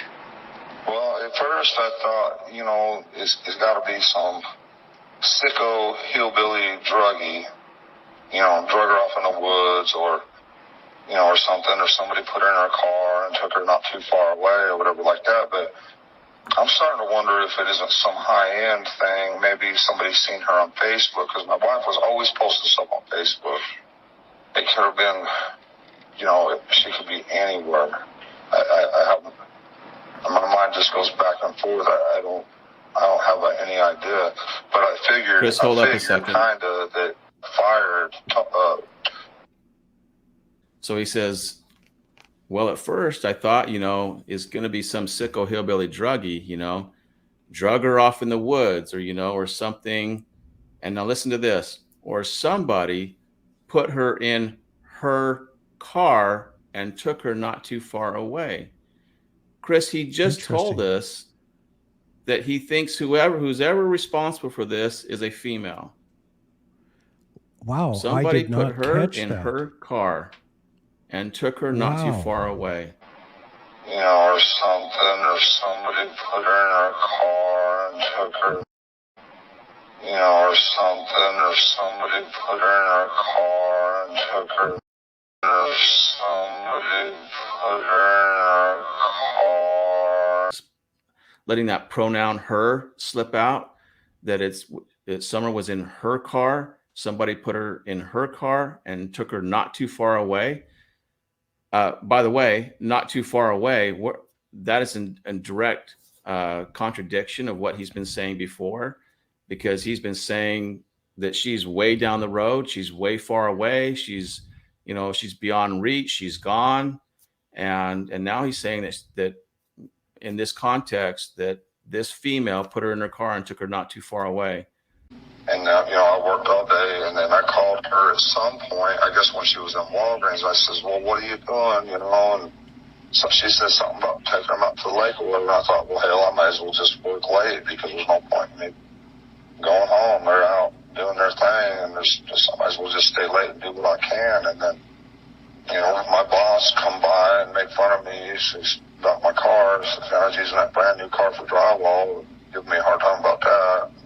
When you go do drywall work, that is messy business, and to put your drywall tools and everything in a new car. I don't know if this was new, but it was new to him, I guess. Yeah. So you take the truck, or the car. How far away is your job? What are you doing? It is 45 minutes away in Jonesboro. All right. Okay. What time do you call Candus, if you remember? I'm just trying to figure out the timeline and the window. I'm trying to think. I'd say, maybe 3 o'clock or something like that. Okay. I don't know. I'm not sure of that at all. Now, construction workers typically work 7 to 3. Well, because he says in here, maybe 3 o'clock or something like that. Okay, that's when he calls. Yeah, yeah. So this would be what when he's getting off work. It's something like that, and I could see that happening. It's so when you got the call, what was the first thing that came to your mind? Well, she called frantic and panicking. And I said, well, just in case, hang up and call 911. So when he said that, he said, look, I was furious because I was the first one there. I beat everybody. I beat the cops. I beat the search and rescue. Yeah. So basically what he said was it was me, Candus, Grandma, and the kids all searching for the baby.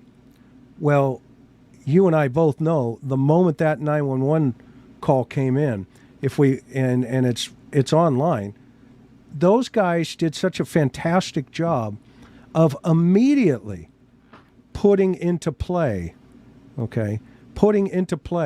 all of the resources before even going on scene. And when you got there, do you remember what time you arrived?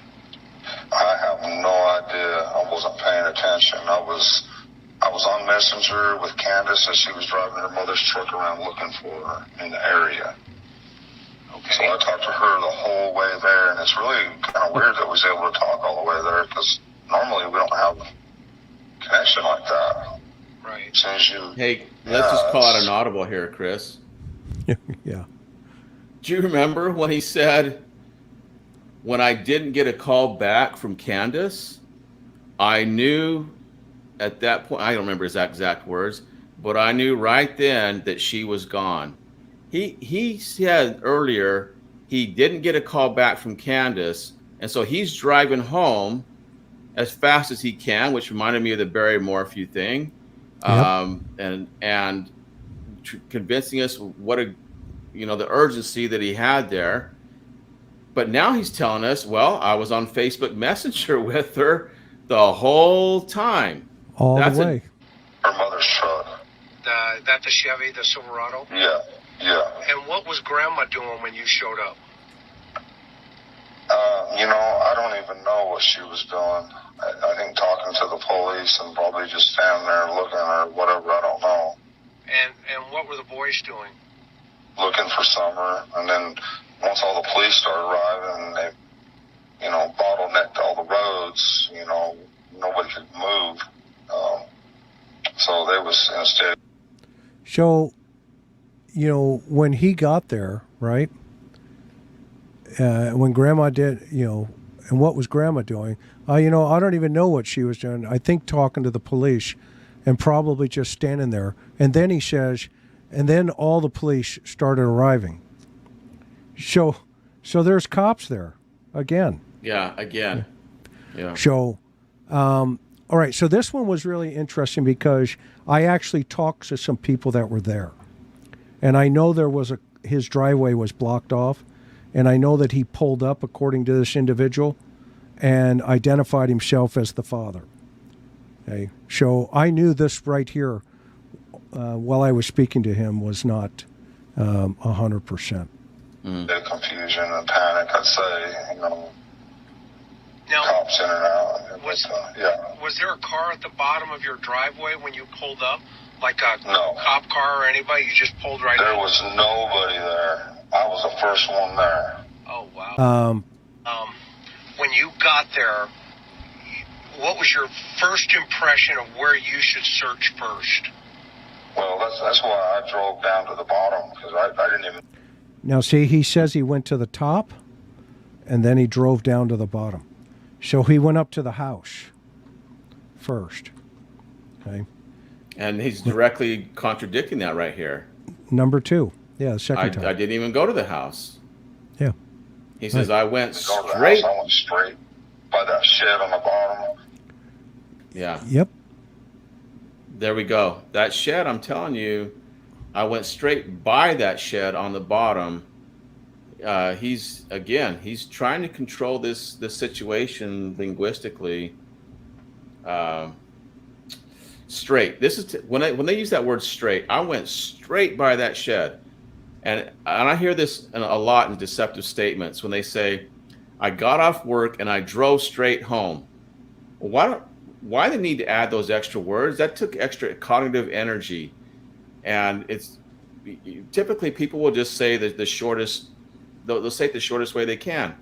I got off work and went home. And that's, he went to the bottom of the property. He says, I drove down to the bottom because I didn't even go to the house. So he said, if you think, in my mind, I was thinking, okay, he's got such a sharp driveway, okay, that, why are you saying you drove down instead of I drove to? Straight to the creek, and that's when I seen my boys, and then I seen my neighbor Don walking to the left side, and the boys were on the other side of the hill, and I knew, like I say, I knew my heart just sank right there. I just knew she was gone. And what brought you to that place first and not to the house? Well, I figured they was looking all over the house, That he's hidden, that he's tried to cover up. Whatever he said earlier, he went by the shed and he said, well, I'm going to go check my car.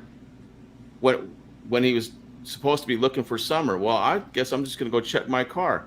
He used those words. What are you going to check your car for? And then, did you go into that shed? No. Is that yours too, by the way, real fast? Yeah, that's ours. Well, I did. I don't know if I checked it then or later, but I know I did go in there and look. But I'm not sure if it was right then, or I might have parked and walked in there and looked real quick. I just don't remember. But once I knew she was gone, I went to the top of the house. Went up the driveway up there. Once I knew that the shed was clear, I went to the top of the house, and I went up the driveway there. Because now he knew she was gone. Yeah. It's after he checked the shed or whatever it was he did down there. That's interesting. Yeah, he does. He says, "Let's play it again, so the world can hear." Yeah, that's ours. Well, I did. I don't know if I checked it then or later, but I know I did go in there and look. But I'm not sure if it was right then, or I might have parked and walked in there and looked real quick. I just don't remember. But once I knew she was gone, I went to the top of the house. Went up the driveway up there. Gone from where? Exactly. The shed? The shed. Interesting. That's why I say I'm wondering if that shed was What did your team say? What did the team think? Well, all they can come up with is that shed is like uber sensitive. It's key for him, and that there was a lot of stress leading up to that shed. I drove straight down there. That's the place he emphasized, and he's going to talk about sheds over and over again coming up here. But it's like he calmed down linguistically. The stress level came down once I knew she was gone, meaning not in that shed. I went to the top of the house, and I went up the driveway there. Chris, if you remember, if you go back and you look at everything in his statement here in his interview, his emphasis is, when I got there, the first thing I did was drive straight down there and check the shed. When I got there, immediately I knew she was gone. Well, so why wouldn't you have gone into the shed? I'm curious. I may have. I just can't be sure on that. If I did, I went in there, but I'm not sure if I went in there right then or if I went in there at a later time. I'm not sure. Okay. And then what? Go ahead. I'm listening. Well, once the police started arriving and everything, I was like, man, I'm going to go question all these damn drug dealers and everything like that. So when you got to the house, and did you go into the house at any time? Well, yeah, I went in the house, out of the house. I mean, we was turning everything, looking everywhere. You know, we didn't know what to do, and the police started pulling up, and this and that. Yeah. Yeah, so he has himself up at the house when the cops are pulling up.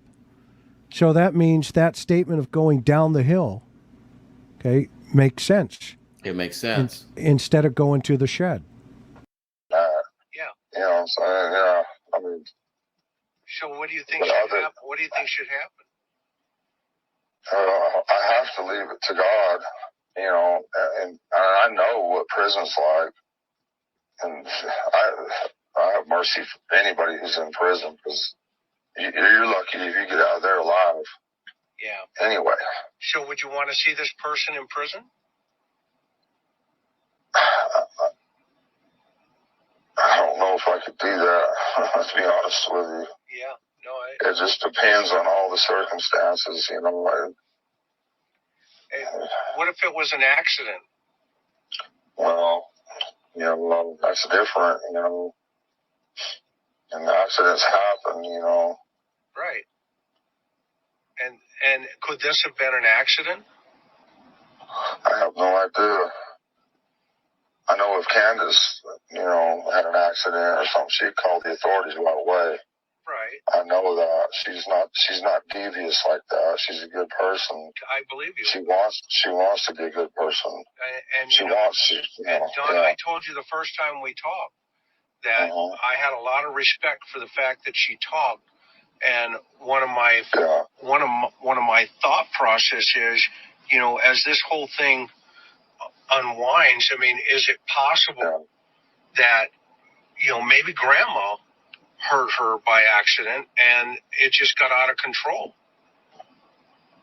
I mean, the goal here is to find Summer and to put the truth on the table, right? Right. Well, I think if that was the case, she would have either called me or authorities right away. I don't think they would do that, because I think they realize, you know, even this much later, if it was an accident, it's better to go to the authorities and tell the truth. You know, accident's an accident. I don't think they're that stupid like that. No, I'm not saying they are. No, I know you're not. I know you're not. I'm not. You know, I'm just saying I don't think they would. I just don't see that. Is it possible though? I mean, I'm really trying to help you. Right. And I've thought about that scenario myself, but when I think about the day that she called me hysterically and freaking out and everything, you know, I just don't think so. There's a good chance that Don either believes or knows that Summer was the victim of an accident. And like I said, if he gives me a reason to change my train of thought, then I will. I'm just going to follow his language. And right now, this is where his language is, that it was an accident, and the onus of it rests on Candus. It's very powerful. I was trying to move my family to Utah. I've always knew that something was going to happen to Summer. Something in my gut has always told me, and I've always told Candus, watch her closely. That's my baby. Do not let nothing happen to her. I told her that all the time. Okay. Yeah. What brought you to that thought? I don't know. I couldn't put my finger on it. I didn't know what it was, or I just always had this feeling. Wait, hold up, Chris. Okay. I want to go back just a little bit before we lose it. Okay. I want to go back to this statement because I don't want to miss this. This is important, I think, because you asked just prior to that, you were saying he was blaming this on grandmother about the muzzleloader thing, and he's saying, that's 10 years mandatory. And you said, tell me about that. And he says, well, when I come back from Utah, I was trying to move my family to Utah. And then out of the blue, I don't know where this came from, but it's like a total different context. There was something that triggered this, and I haven't quite put my finger on this, of what triggered this, but he says, I've always knew that something was going to happen to Summer. Something in my gut always told me. He's who says that? I mean, just in this context, where did that come from? Okay, so he's foretelling, he's laying the foundation that it was meant to be, that something was going to happen to Summer, that it was just kind of in the stars that something was going to happen to her. And then look what he does here. And I've always told Candus, watch her closely. That's my baby. Do not let nothing happen to her. I told her that all the time. So what he's doing is saying, I knew that something was going to happen to Summer on Candus's watch. Yeah. Nothing else. He's blaming this on Candus. Okay. So that's an amazing point, Steve, that it sounds like he's connected a female into this particular scenario, and it sounds like he's connected Candus. Is that what I'm hearing? Yep. Absolutely. So you want me to keep moving, buddy? Let's go. Yeah. Okay. What's happened to her? I didn't know if she was just going to get accidentally run over. I didn't know what it was. Did you think she would be kidnapped? Never, nothing like that. Okay. So from the moment Candus is dealing with Mom, and when do you think would have been the moment somebody would have snatched her? Either somebody was laying in wait in the basement, or that dog trail there, because you know, if you just have a little bit of camouflage on, you're not going to see them. Right.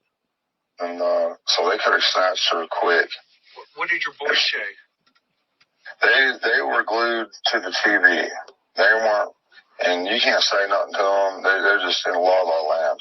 Right. They were all glued to that damn TV and their games on their phones, and everything. So they, you know.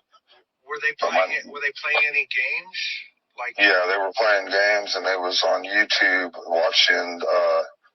I forget what that is. It's like a puzzle game where you build stuff on there. I don't know. I forget what it's called, but they loved watching that. Oh, Minecraft? Minecraft, yeah. They love that. I used to call it Minecraft. Yeah, that's what it is. Yeah, exactly. And so, what did each of your sons tell you? Well, one time me and Josie, he just started crying. I don't even remember what I said to him or what. And he says, Dad, it's not my fault. You know, and he was crying. I said, I know, son. I know it's not your fault. I'm sorry, whatever. And I don't even remember what I said to him or what to make him cry. But I just remember him saying it's not my fault. You know, and I felt bad. But we ain't been the same. We ain't going to be the same. And what was your other boy say?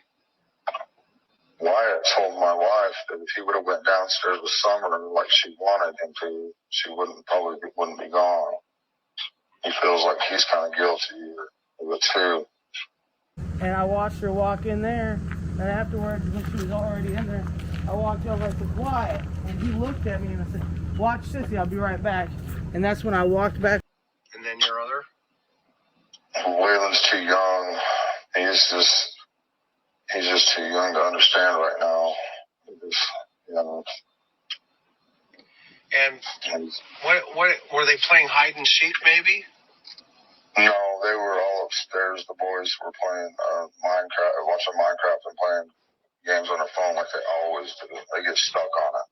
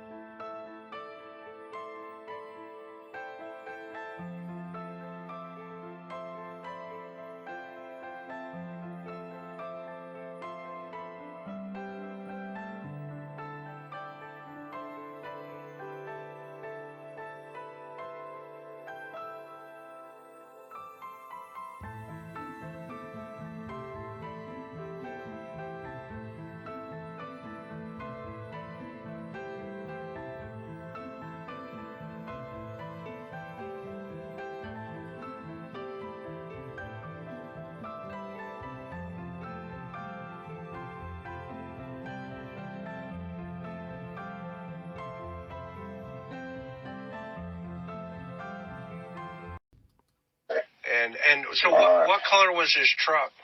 Yellow. There's a picture of it somewhere.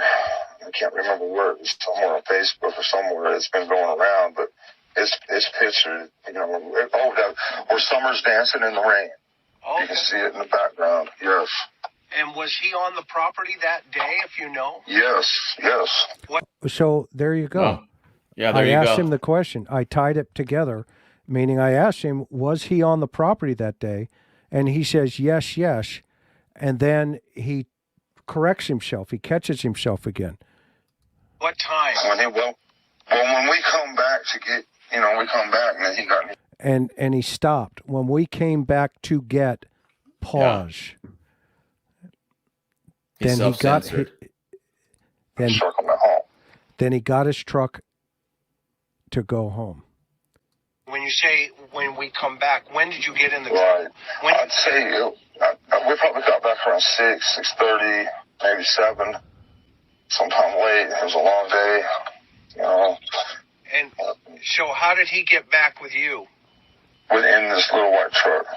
See, now he's added another vehicle. Yeah, he sure did.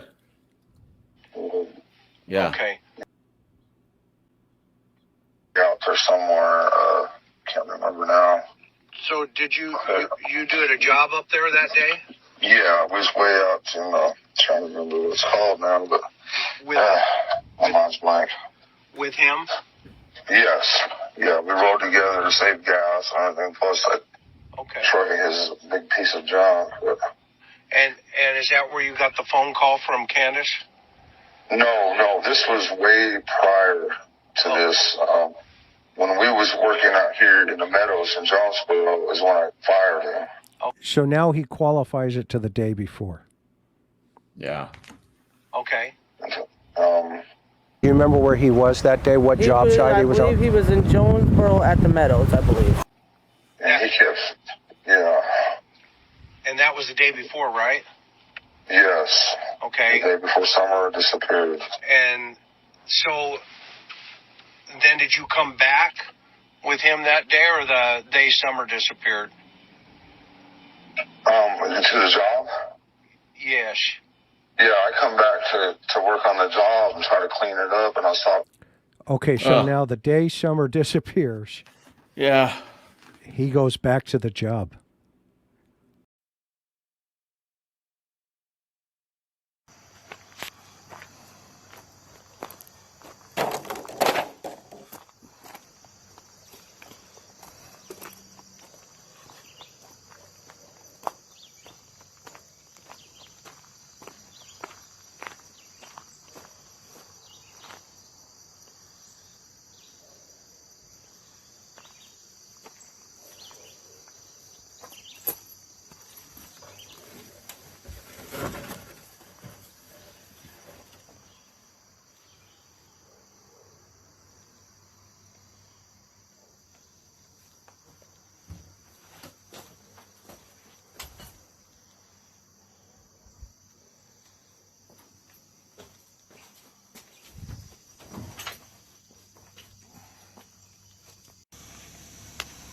Okay, I'm gonna shoot the bottom of the dog trail where it comes out onto Ben Hill Road. I don't know why, but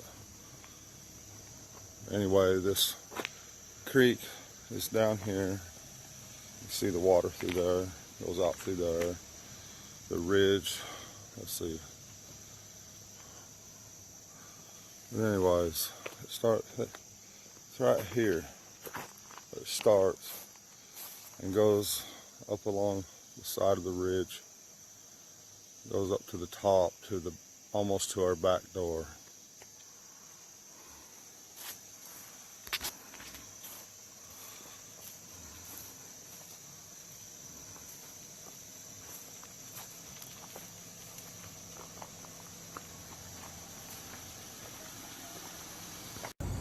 Okay, so on my way home that day, I knew that they were searching at the top of our hill for Summer, and I knew my best bet was to drive straight to the bottom of our property. So up here where this house is on the left is our road. I passed it straight This is all our property here to the left. All this, our house is up there on top. So all this is our property.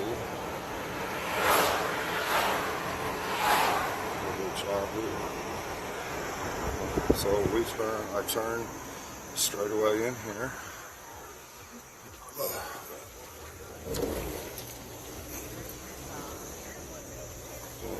Straight. And our house is up there.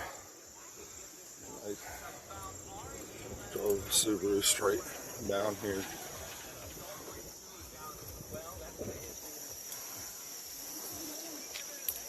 To the creek here. I went down this hill right here. I seen my boys straight away over there. All three of them were together. And I looked over to my left over this way, and I seen my neighbor over there. And that's when I knew something was very, very wrong. And then, so I hollered several times and screamed for Summer. No, of course, no reply.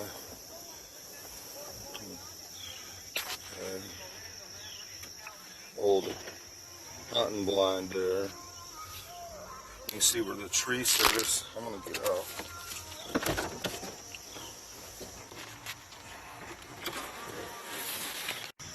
Anyway, you can see where the tree service has cleared all this out, all the way, both ways for power lines. Okay, all the way up to that house up there. But anyway, so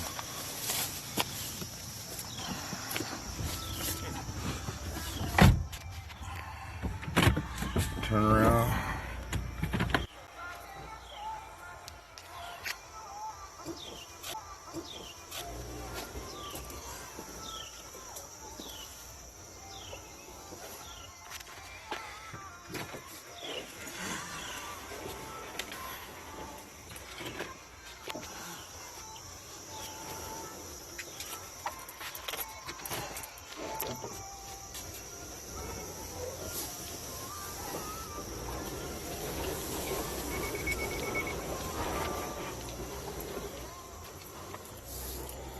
And then at that time, I don't know if I looked in this hell shack here. It used to be for horses. I framed it in a little bit. I was going to try to utilize it, but I never used it.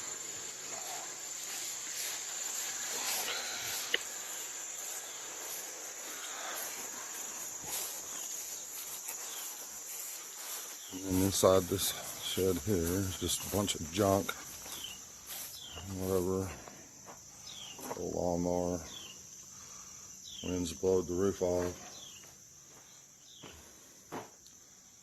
just a bunch of junk. So at this time I drove to the top of our house, and I guess I'll go ahead and film that.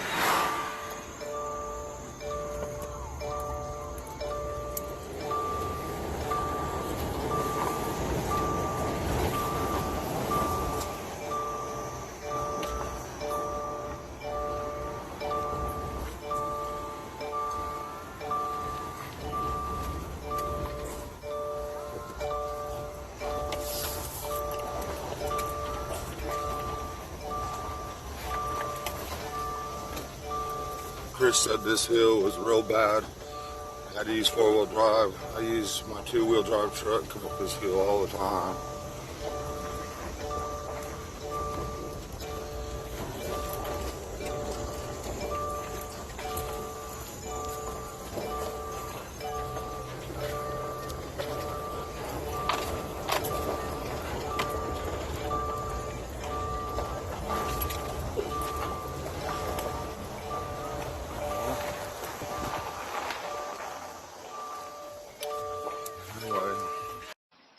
seeing her in your mind in certain places, and even when I talked to you the last time, your thought about maybe she's dead and buried.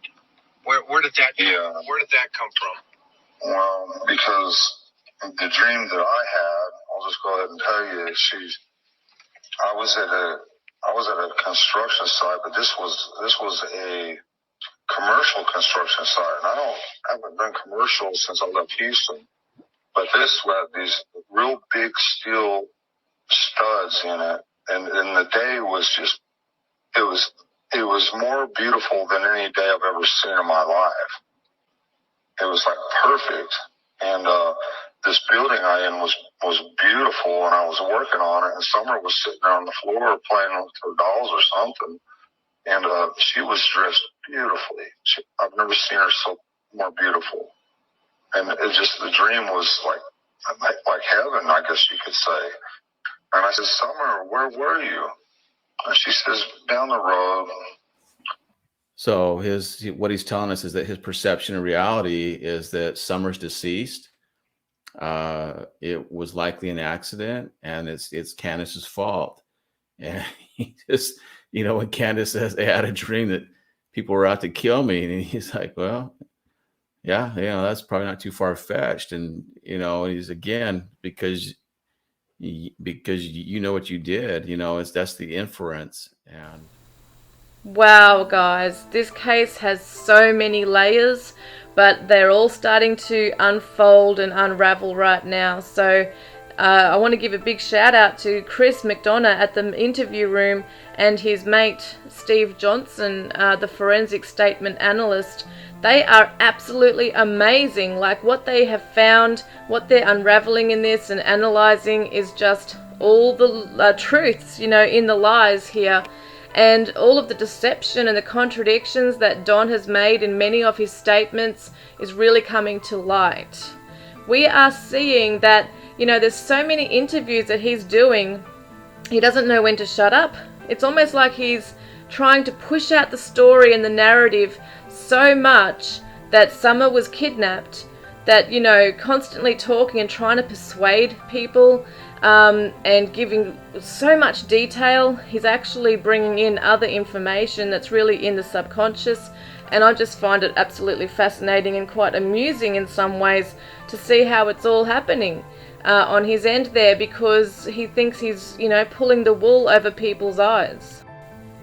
So a quick recap from what I understand of everything we've heard about is that Candus's mum, who they call the grandma, Candy, was at hospital at about 8 a.m. that morning on the day that Summer disappeared.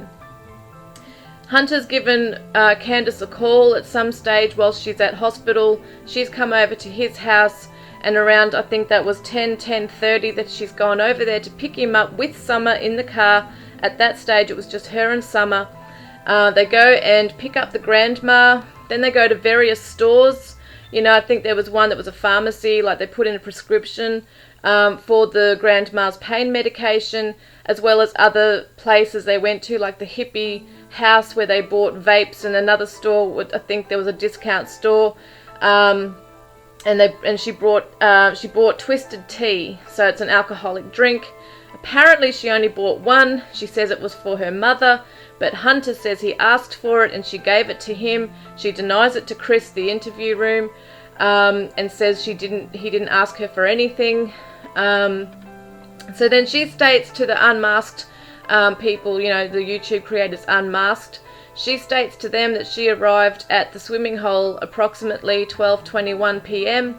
and Hunter says that she was talking to her mum, and they were talking about TikTok and looking at plants and flowers there, and he was drinking his this twisted tea and was given a vape. It's like a nicotine vape thing, and he was smoking that and drinking the tea whilst watching the TikTok videos with them, as well as keeping an eye on Summer, who was swimming in the water hole. Now, he states to Chris at the interview room that Summer went underwater for about 10 to 15 seconds, but then he also contradicts himself at one stage, saying he didn't know how long she was under there for. She could have gone under there right then, or been under there for a while. So this is a bit of a contradiction. So from the swimming hole, they go to Walgreens, pick up the prescription medication. Then I think they go to the slushy store. I might have this wrong in the wrong order, guys, because I was just getting confused with Hunter's account of events and then Candus's, and I wasn't too focused on the actual order too much opposed to the bigger picture of everything. But I do know they went to get the prescription medication after the swimming hole. Then they've gone into, I think, another discount store, then to a slushy place, picked up some slushies, and then go to Priceless, where Grandma and Candus go in to buy groceries. They're in there for a while, so Hunter is playing TikTok videos with Summer and talking about LOL dolls and listening to music, he says. So they were in there for a while, and then they've come out with the groceries and 2 big milk jugs, which is what you see in the picture of Summer where she's sitting up leaning against them.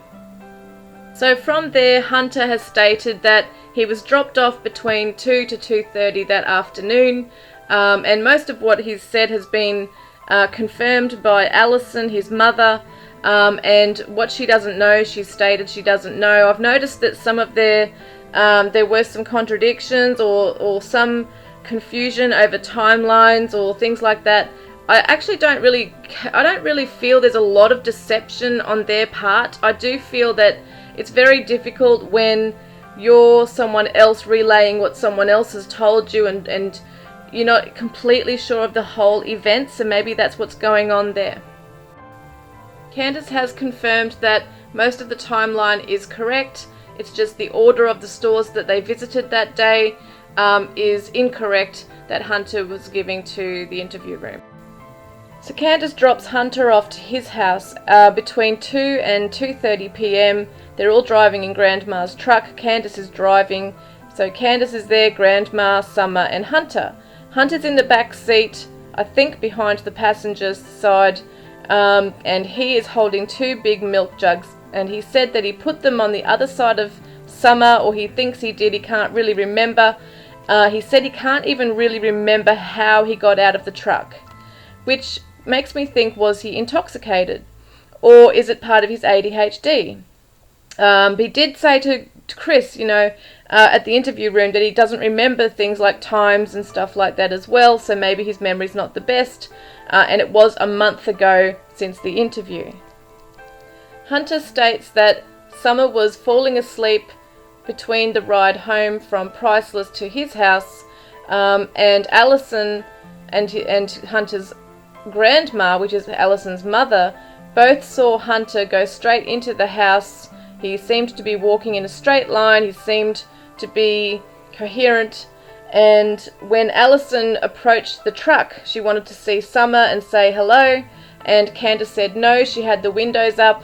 And Allyson said that she had seen through the windows that Summer was leaning against the milk jugs. She looked like she was sleeping, and she was wearing her pink jacket and her grey pants, which is what later on Candus had stated that Summer went missing in. Candus states that on the drive home, she's driving, Grandma's in the passenger seat, and she looks back at Summer, who's got her arms up whilst sleeping, sitting up, and her arms behind her head, which reminded her of how her husband sleeps. She thought it was cute, so she asked Grandma to take a picture of her, and Grandma has accidentally taken a short video of Summer. And Candus stated this was taken at 3:09 p.m, 2 minutes before they arrived home. So at 3 p.m, Hunter's girlfriend's mum picks him up and takes him and his girlfriend, I think it was, to the park. So him and his girlfriend are at the park. And at 3 o'clock, Don says that he calls Candus and wants to know what's going on with their day, says he'll work later. So when Chris McDonough from the interview room asks Don, what time did you arrive back at the house? He starts talking about going off on a different tangent, saying that they gave the police their phones, and when they got them back, text messages were deleted from 3:30 p.m. on his phone, Candus's phone, and grandma's phone, okay, his mother-in-law's phone. And that's a very significant time, okay, guys. 3:30 p.m. is a very significant time. So he first stated that he called Candus at 3 o'clock. We don't really know. Maybe she called him, messaged him around that time, but apparently she was on the road. So it makes sense to me that from 3:30 p.m. text messages and phone calls have come through. Well, he did say messages, so text messages have come through. So that means, if we look at the timeline, if it is correct that she left Hunter's around 2:30 and she's driving a 40-minute drive home to her house at 3:09, that video's taken, she's about to arrive home. So we could say, okay, how about 3:15 she arrives home? That gives a 15-minute gap for something to happen to Summer. I'm just speculating on this. I could be a bit way off with the times, but I'm just kind of trying to narrow it in with what everyone's saying. And it seems like there's either a 15 to 20 minute, well, 15 minutes you'd think, wouldn't you? Because if text messages have started at 3:30 and that's when they've deleted everything, that means that something happened in those 15 minutes. Now we could say something happened in the car on the way home from Hunter's. That could definitely have happened. But maybe they didn't realise until they got home. Or something happened in that 15 minutes that Summer returned home. So Candus states that she went home and did laundry. Okay, that's the first time we've heard that in the interview she first did with Chris at the waterhole. She states that she went home and did a whole bunch of laundry because all the kids have like 80 something pairs of whatever, each. That's the first time she's mentioned that. She's very much emphasized the fact of planting flowers, okay, with the grandma, with Summer. That's been the huge thing that she's really focused on, planting flowers. But she told Chris that would have taken 30 to 40, maybe 50 minutes to do. If that was the case, and they got home at about 3:15, then that means that it's about 4:15 that, or even later, because that's just planting flowers. Then she's gone into, ask the boys where's Summer, and then someone had said, I think it was Allyson and David Dotson, that she'd said she was searching for Summer for 20 minutes. Okay, so this is where it gets tricky, guys. I mean, there's kind of like two types of timelines I'm looking at here, okay? So let's go by her timeline, okay, what she's telling us. And I had to write it down because it is a bit of a, it's done my head in a bit. But anyway, just say they get there at 3:15. Okay, so she's also got to do laundry. She's got to unpack groceries. She has to plant flowers. She has to fix her mum's knee brace. Okay, and then 20 minutes to search for Summer. So basically, they get there at 3:15. She's got 10 minutes to unpack the groceries. I've left maybe 15 minutes for the laundry. Then she said there's 30, 40, 50 minutes doing the flowers, planting the flowers. And then she stated that she took about maybe 2 to 5 minutes with her mum's knee brace. Okay, so 3:15 they get home. There's 10 minutes to unpack groceries, which would make it 3:25. 15 minutes for laundry, 3:40. She said half an hour to 50 minutes planting flowers, so that's between 4:10 and 4:30. So sorry, 3:40 and 4:30. Okay, and so then she's got the knee brace, so I put another 5 minutes on that, 4:35. And then she's noticed Summer missing, so she's looked for her for 20 minutes, which would make it 4:55. So it'd be around 5 p.m., okay, on her timeline. So Candus had told Chris McDonough that she had freaked out and panicked, and she had called Don straight away. So Don has told us, interviews and things like that, he said that the 911 calls were made at 6:26 p.m. So that means that for nearly an hour and a half, there's been a big gap there. So what were they doing? But according to Don's timeline, he stated that when Candus called him hysterically, he said to her, just in case, hang up and call 911. Now that really stood out to me. I thought, what does he mean by just in case? I mean, she's panicking on the phone. Does he mean just in case, Summer could be revived? Call 911? I mean, what do you think of that? He stated that when he didn't get a call back from her, he knew that something was wrong and that Summer was gone. So then they're on Messenger somehow together while he's flying down the highway on the way home from work. Okay, and he said, we're on the phone on Messenger the whole way. I got there in 30 minutes and I beat the cops. I beat the police. He said that she was driving around in Grandma's truck looking around for Summer. And this is where it gets really, really tricky, and it just so done my head in for so long. I was just really trying to pick it apart. And I think I've worked it out. I'm not saying I'm some huge bloody detective or anything like that. But I have it's like an aha moment. Like, it just suddenly made sense to me. So we obviously know there are lies. We know there are contradictions. We know there's deception. But I don't think he's just making up these lies. I think what he's doing is confusing timelines. Okay, so I believe that there's truth in his timeline, what he's saying, but it's all mashed up. Okay, so it's like, imagine, having something and then cutting it all up and spreading it all around, and like a puzzle, you've got to try and put all the sentences or pictures together. And that's what he's done. So yes, there would be outright lies, but with the timeline, I'm seeing it that he is telling truths, but it's all mashed up and it just does not make sense, and it's confusing as hell. So in Chris McDonough's interviews and other interviews he's done, he just contradicts himself completely. And he states in many of these, that he worked late, he got a call at 3, he works at a construction site, so usually they finish at 3 o'clock. He took the Subaru to work that day.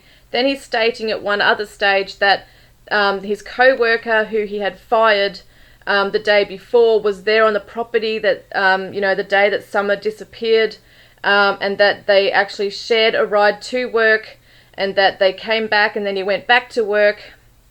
And he states at one stage that they got home in a little white truck, and yet he's saying, no, that was the day before.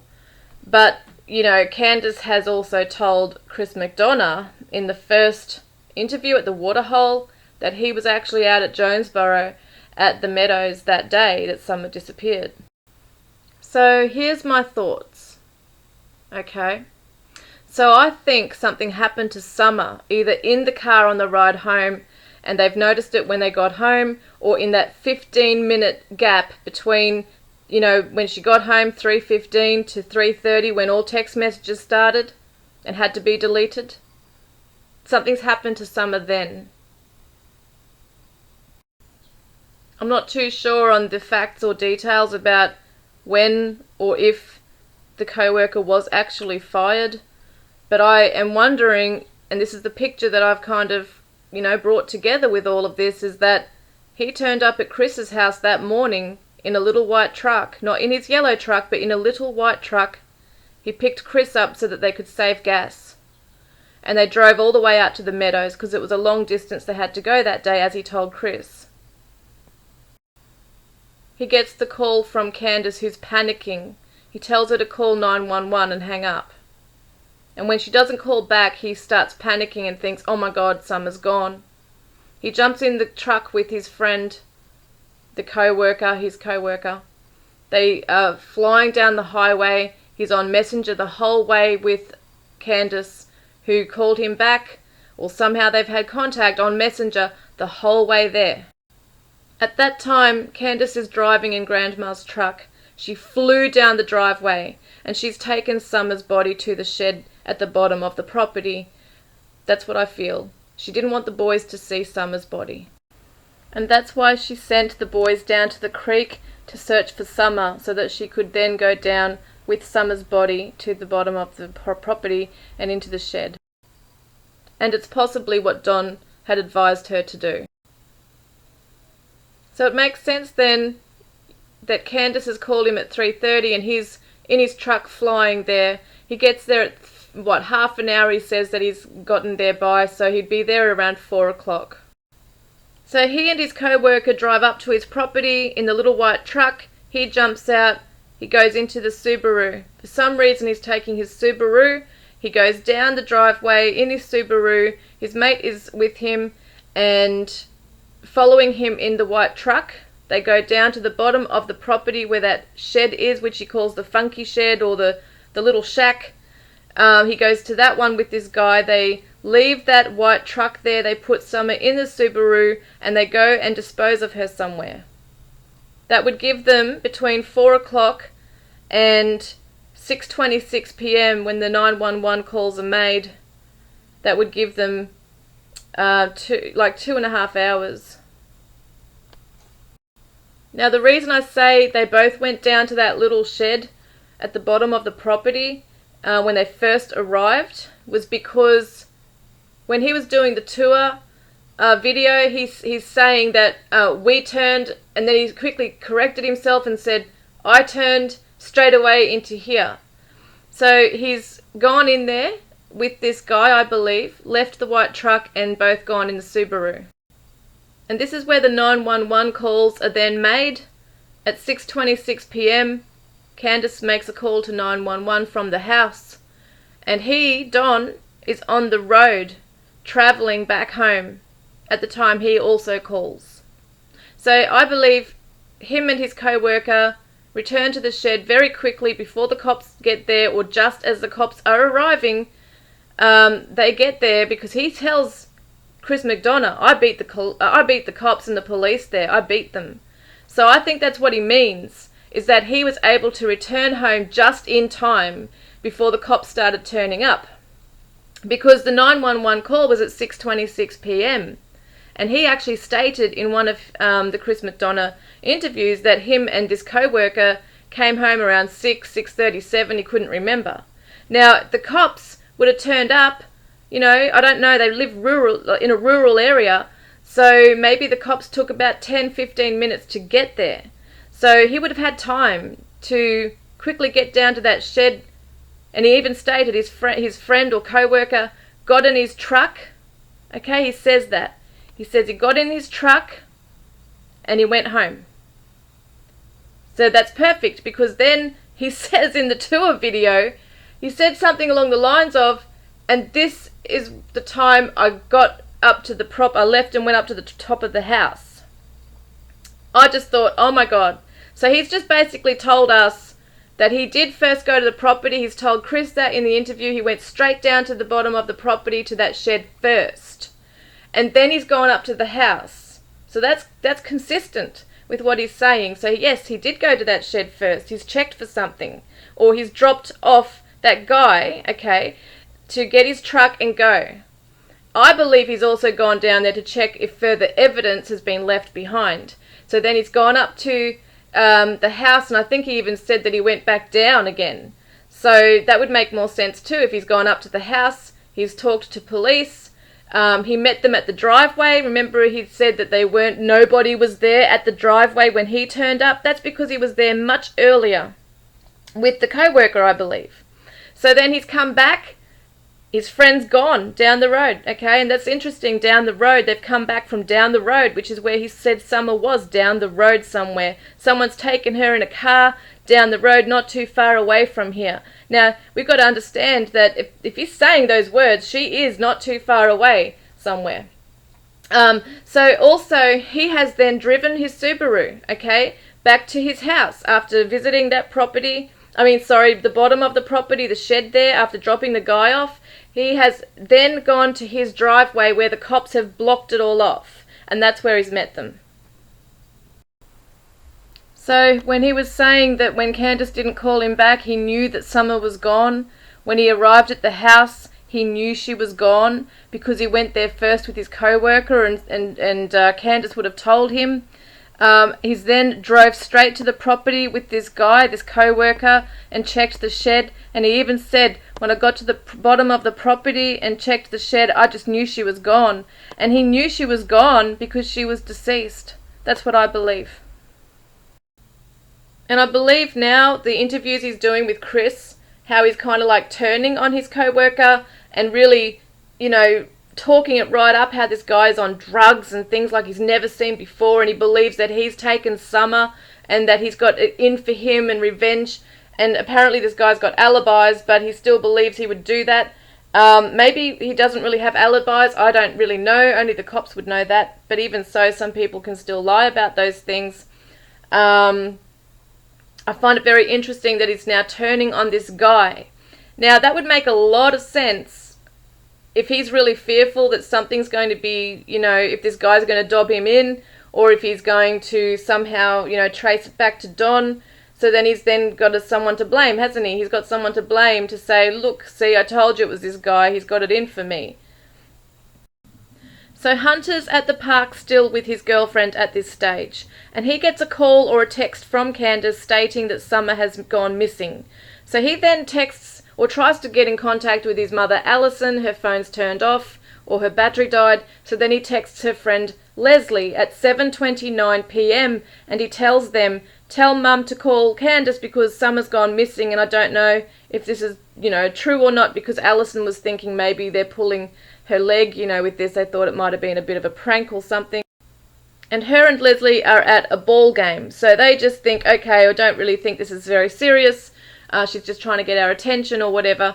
And so a few hours later, they then call Candus on a video chat, and they say that she is pacing up and down, walking back and forth in her kitchen, playing with her hat, yawning, and she looks like she's high on something, and she had no tears, she wasn't crying or anything, and that she was talking to them about having to go to bed because she'd had a polygraph test to do the next morning.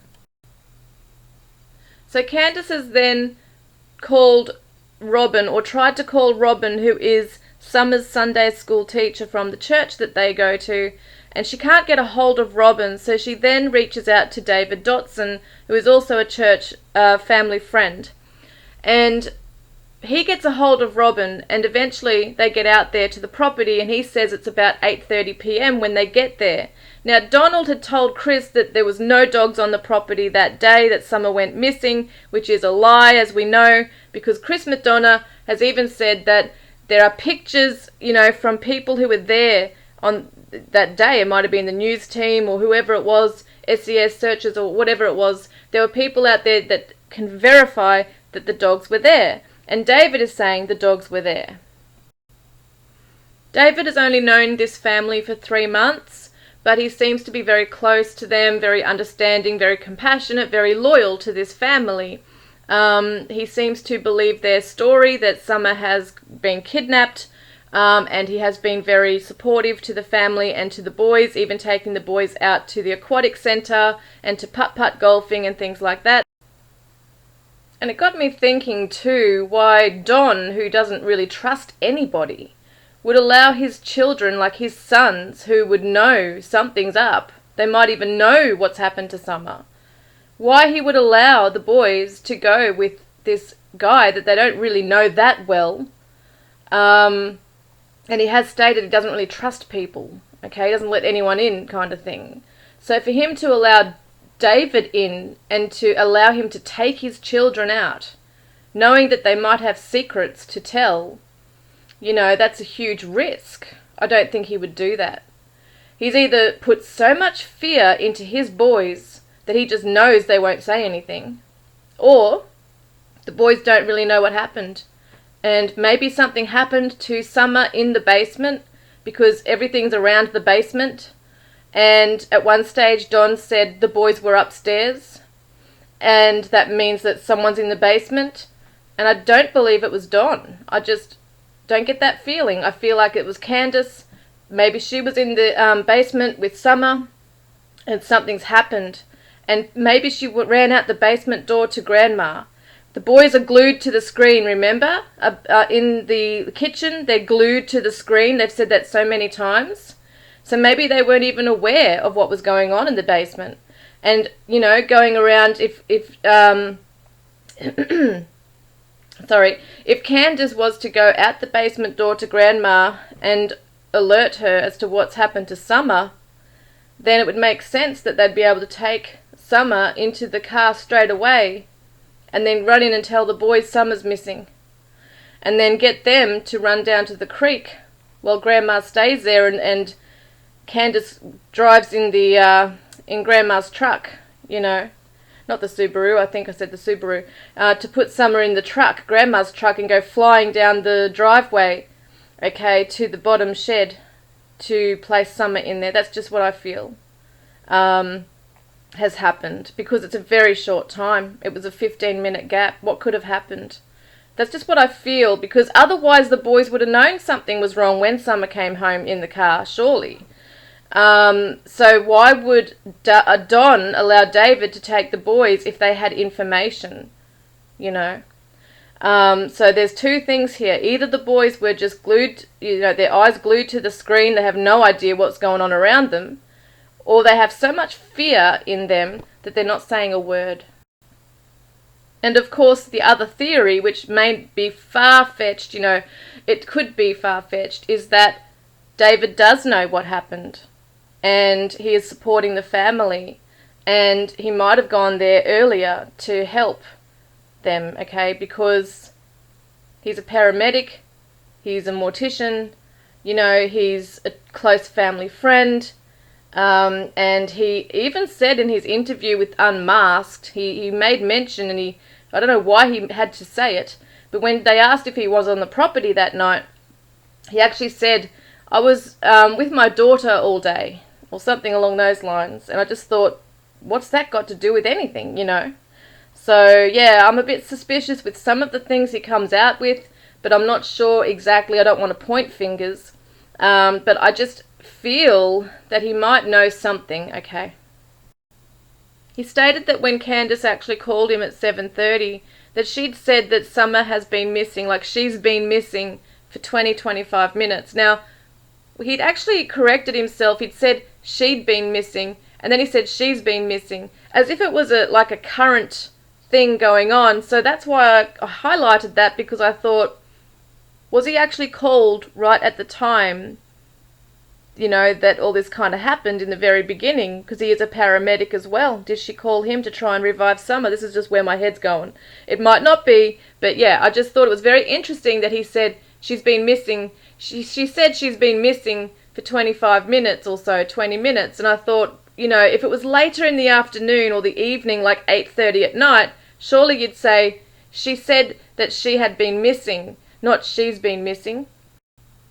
I could be looking into it a little bit too much with that. I mean, you know, it can be just semantics, that kind of thing. But I did find it interesting that he had said she watched them walk into the house. I'm thinking, who's them? But upon further reflection, even after doing this whole video, I'm wondering if she meant she watched all of them walk into the house with the groceries. That could have been something there as well. But I'm pretty sure he does mention also that she watched Summer walk from the camper into the house. She didn't walk her over to the house like she stated in the very first interview. She watched her walk into the house.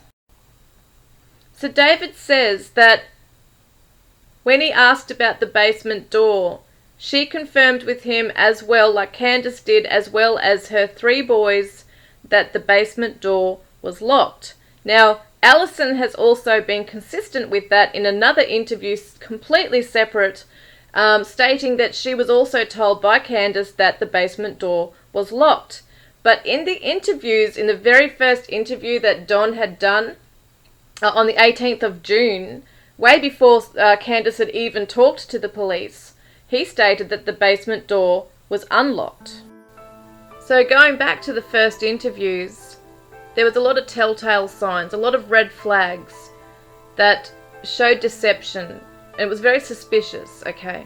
And I do understand, I really do, that people grieve differently, and we don't want to throw anyone under the bus if they're innocent, of course. We don't want to point fingers. And I'm no criminal analyst in any way like that. I don't do, I'm not a forensic statement analyst or anything. I am a criminologist, but yeah, I haven't studied for years on end about this stuff, but I just have my own intuition. I think as humans we can read body language. We know what other people are like when they react to certain things, even though we all react very differently. But it's more, I think, the interviews that they've done, all the interviews that Don has done, all the discrepancies, the contradictions, everything has really brought it all together to show, wow, there are so many lies and so many layers with this story. So the first thing that really stood out to me was the lack of tears, the lack of desperation, the lack of exasperation, the lack of anger at someone taking their daughter. The monotone voices. So they were just completely monotone. There was no real emotion in their voices, and even if they're on drugs, I mean, that could be understandable if they're high or on drugs. But it seems to be the same way, time and time again, in every interview. Their voices remain very much the same. And the other thing that really stood out to me was the fact that they talk in past tense. So, and I mean, this was only a week or a bit over, talking about her like this. That she's, almost like they're doing a memorial for her, like, instead of doing an appeal as such and crying and grieving, it's almost like they just had completely resigned themselves to the fact that she's dead, she's gone, she's been taken, she'll never come back, she's gone far, far away, someone's got her, and we'll see her in the resurrection and all this stuff. At least if somebody is really kidnapped, if your child or anyone, any of your loved ones are kidnapped, you want to have hope, don't you? You want to have hope in your heart that they will be returned to you. You will be pushing and pressing the news media, the police, to get out there and do everything that they can to find your daughter. You're not going to sit back and say, yeah, I'll see her in the resurrection. Like, that's bullshit. So as Steve Johnson, the forensic statement analyst in Chris McDonough's interviews, had stated, he was following the language pattern, or, linguistically he's looking at Donald's language pattern, okay, that's what he's doing. He's following what Donald is telling him, the underlying stuff. But even the obvious stuff too that, comes out of his mouth, it's just quite mind-blowing, actually. So what he has said and what he has come to the conclusion of so far, okay, with what Donald is saying, is that this was an accident, and he's blaming it on Candus. Summer was put in a female's car. Now, Steve did say Donald's telling us that a female took her, but I didn't see it as that, because he didn't say she took her in her car. He said somebody took her in her car. But I thought he actually said our car, because that's why I've slowed it down as well. I thought it did kind of sound to me like, what do you think? Did you hear it as her car or our car? But either way, I believe it's the Subaru, which is their car. Her car, well, she actually got it bought for her, didn't she, from Don? So I suppose it could be her car. But either way, I believe it is in the Subaru. So that's what it's come to, is that he believes it's an accident. He's even thought of that scenario himself. And he said quite a few times in his interviews, I don't think she would lie to me about the facts. I have always thought that Don does not know the full facts of what happened to Summer, but he does know that something happened to her. Candus panicked. She rang him. He's realised, oh shit, she's dead. I've got to do something. We've got to take her away and dispose of her or bury her somewhere. He believes she's buried, okay, somewhere as well. That's another theory he came up with. And he's stating that he's had these dreams of her, that she's at a construction site. Now that could be a clue, okay guys? She could be around a construction site. Now I do know one of the spirit clues that came through said that she was towards a building site. So towards a building site, not at. So maybe they went past a construction site. Maybe they went past... Oh, this makes sense. Maybe they went back to his job in the Subaru, and that's why his boss and his co-workers were laughing at him for coming to work in a Subaru, a brand new car, rather than a truck. Now that makes so much sense now. And he also has an alibi, doesn't he, that he was at work. So this is kind of all coming together brilliantly right now. I really feel that this is what the whole story is around the co-worker, the white truck, the going back to the home, going back to work. Everything seems to fit in. I really would love to hear what you think about that. So they've buried her, I feel. I don't know where the meadows are. I mean, that blew my mind when I heard that, because I thought the tarot reading that I did, the meadows card came out. Shit, you know, I'm not even talking straight right now. My brain is just going like, what? Yeah, so I'm going to get on the map. I want to see where his construction site is, and wherever the meadows are, or whatever that is. I don't know. It could be an actual, like, field, an open field, or it could be the name of a construction company. I've got no idea at this stage, but I want to look at it, because if they were gone for 2.5 hours and it takes 45 minutes to drive there, I reckon that would have given them enough time to take her and come back, but just in time, remember, because he said that when he arrived, he beat the cops. Okay, but they were arriving around that time as well. So it's all very interesting, guys.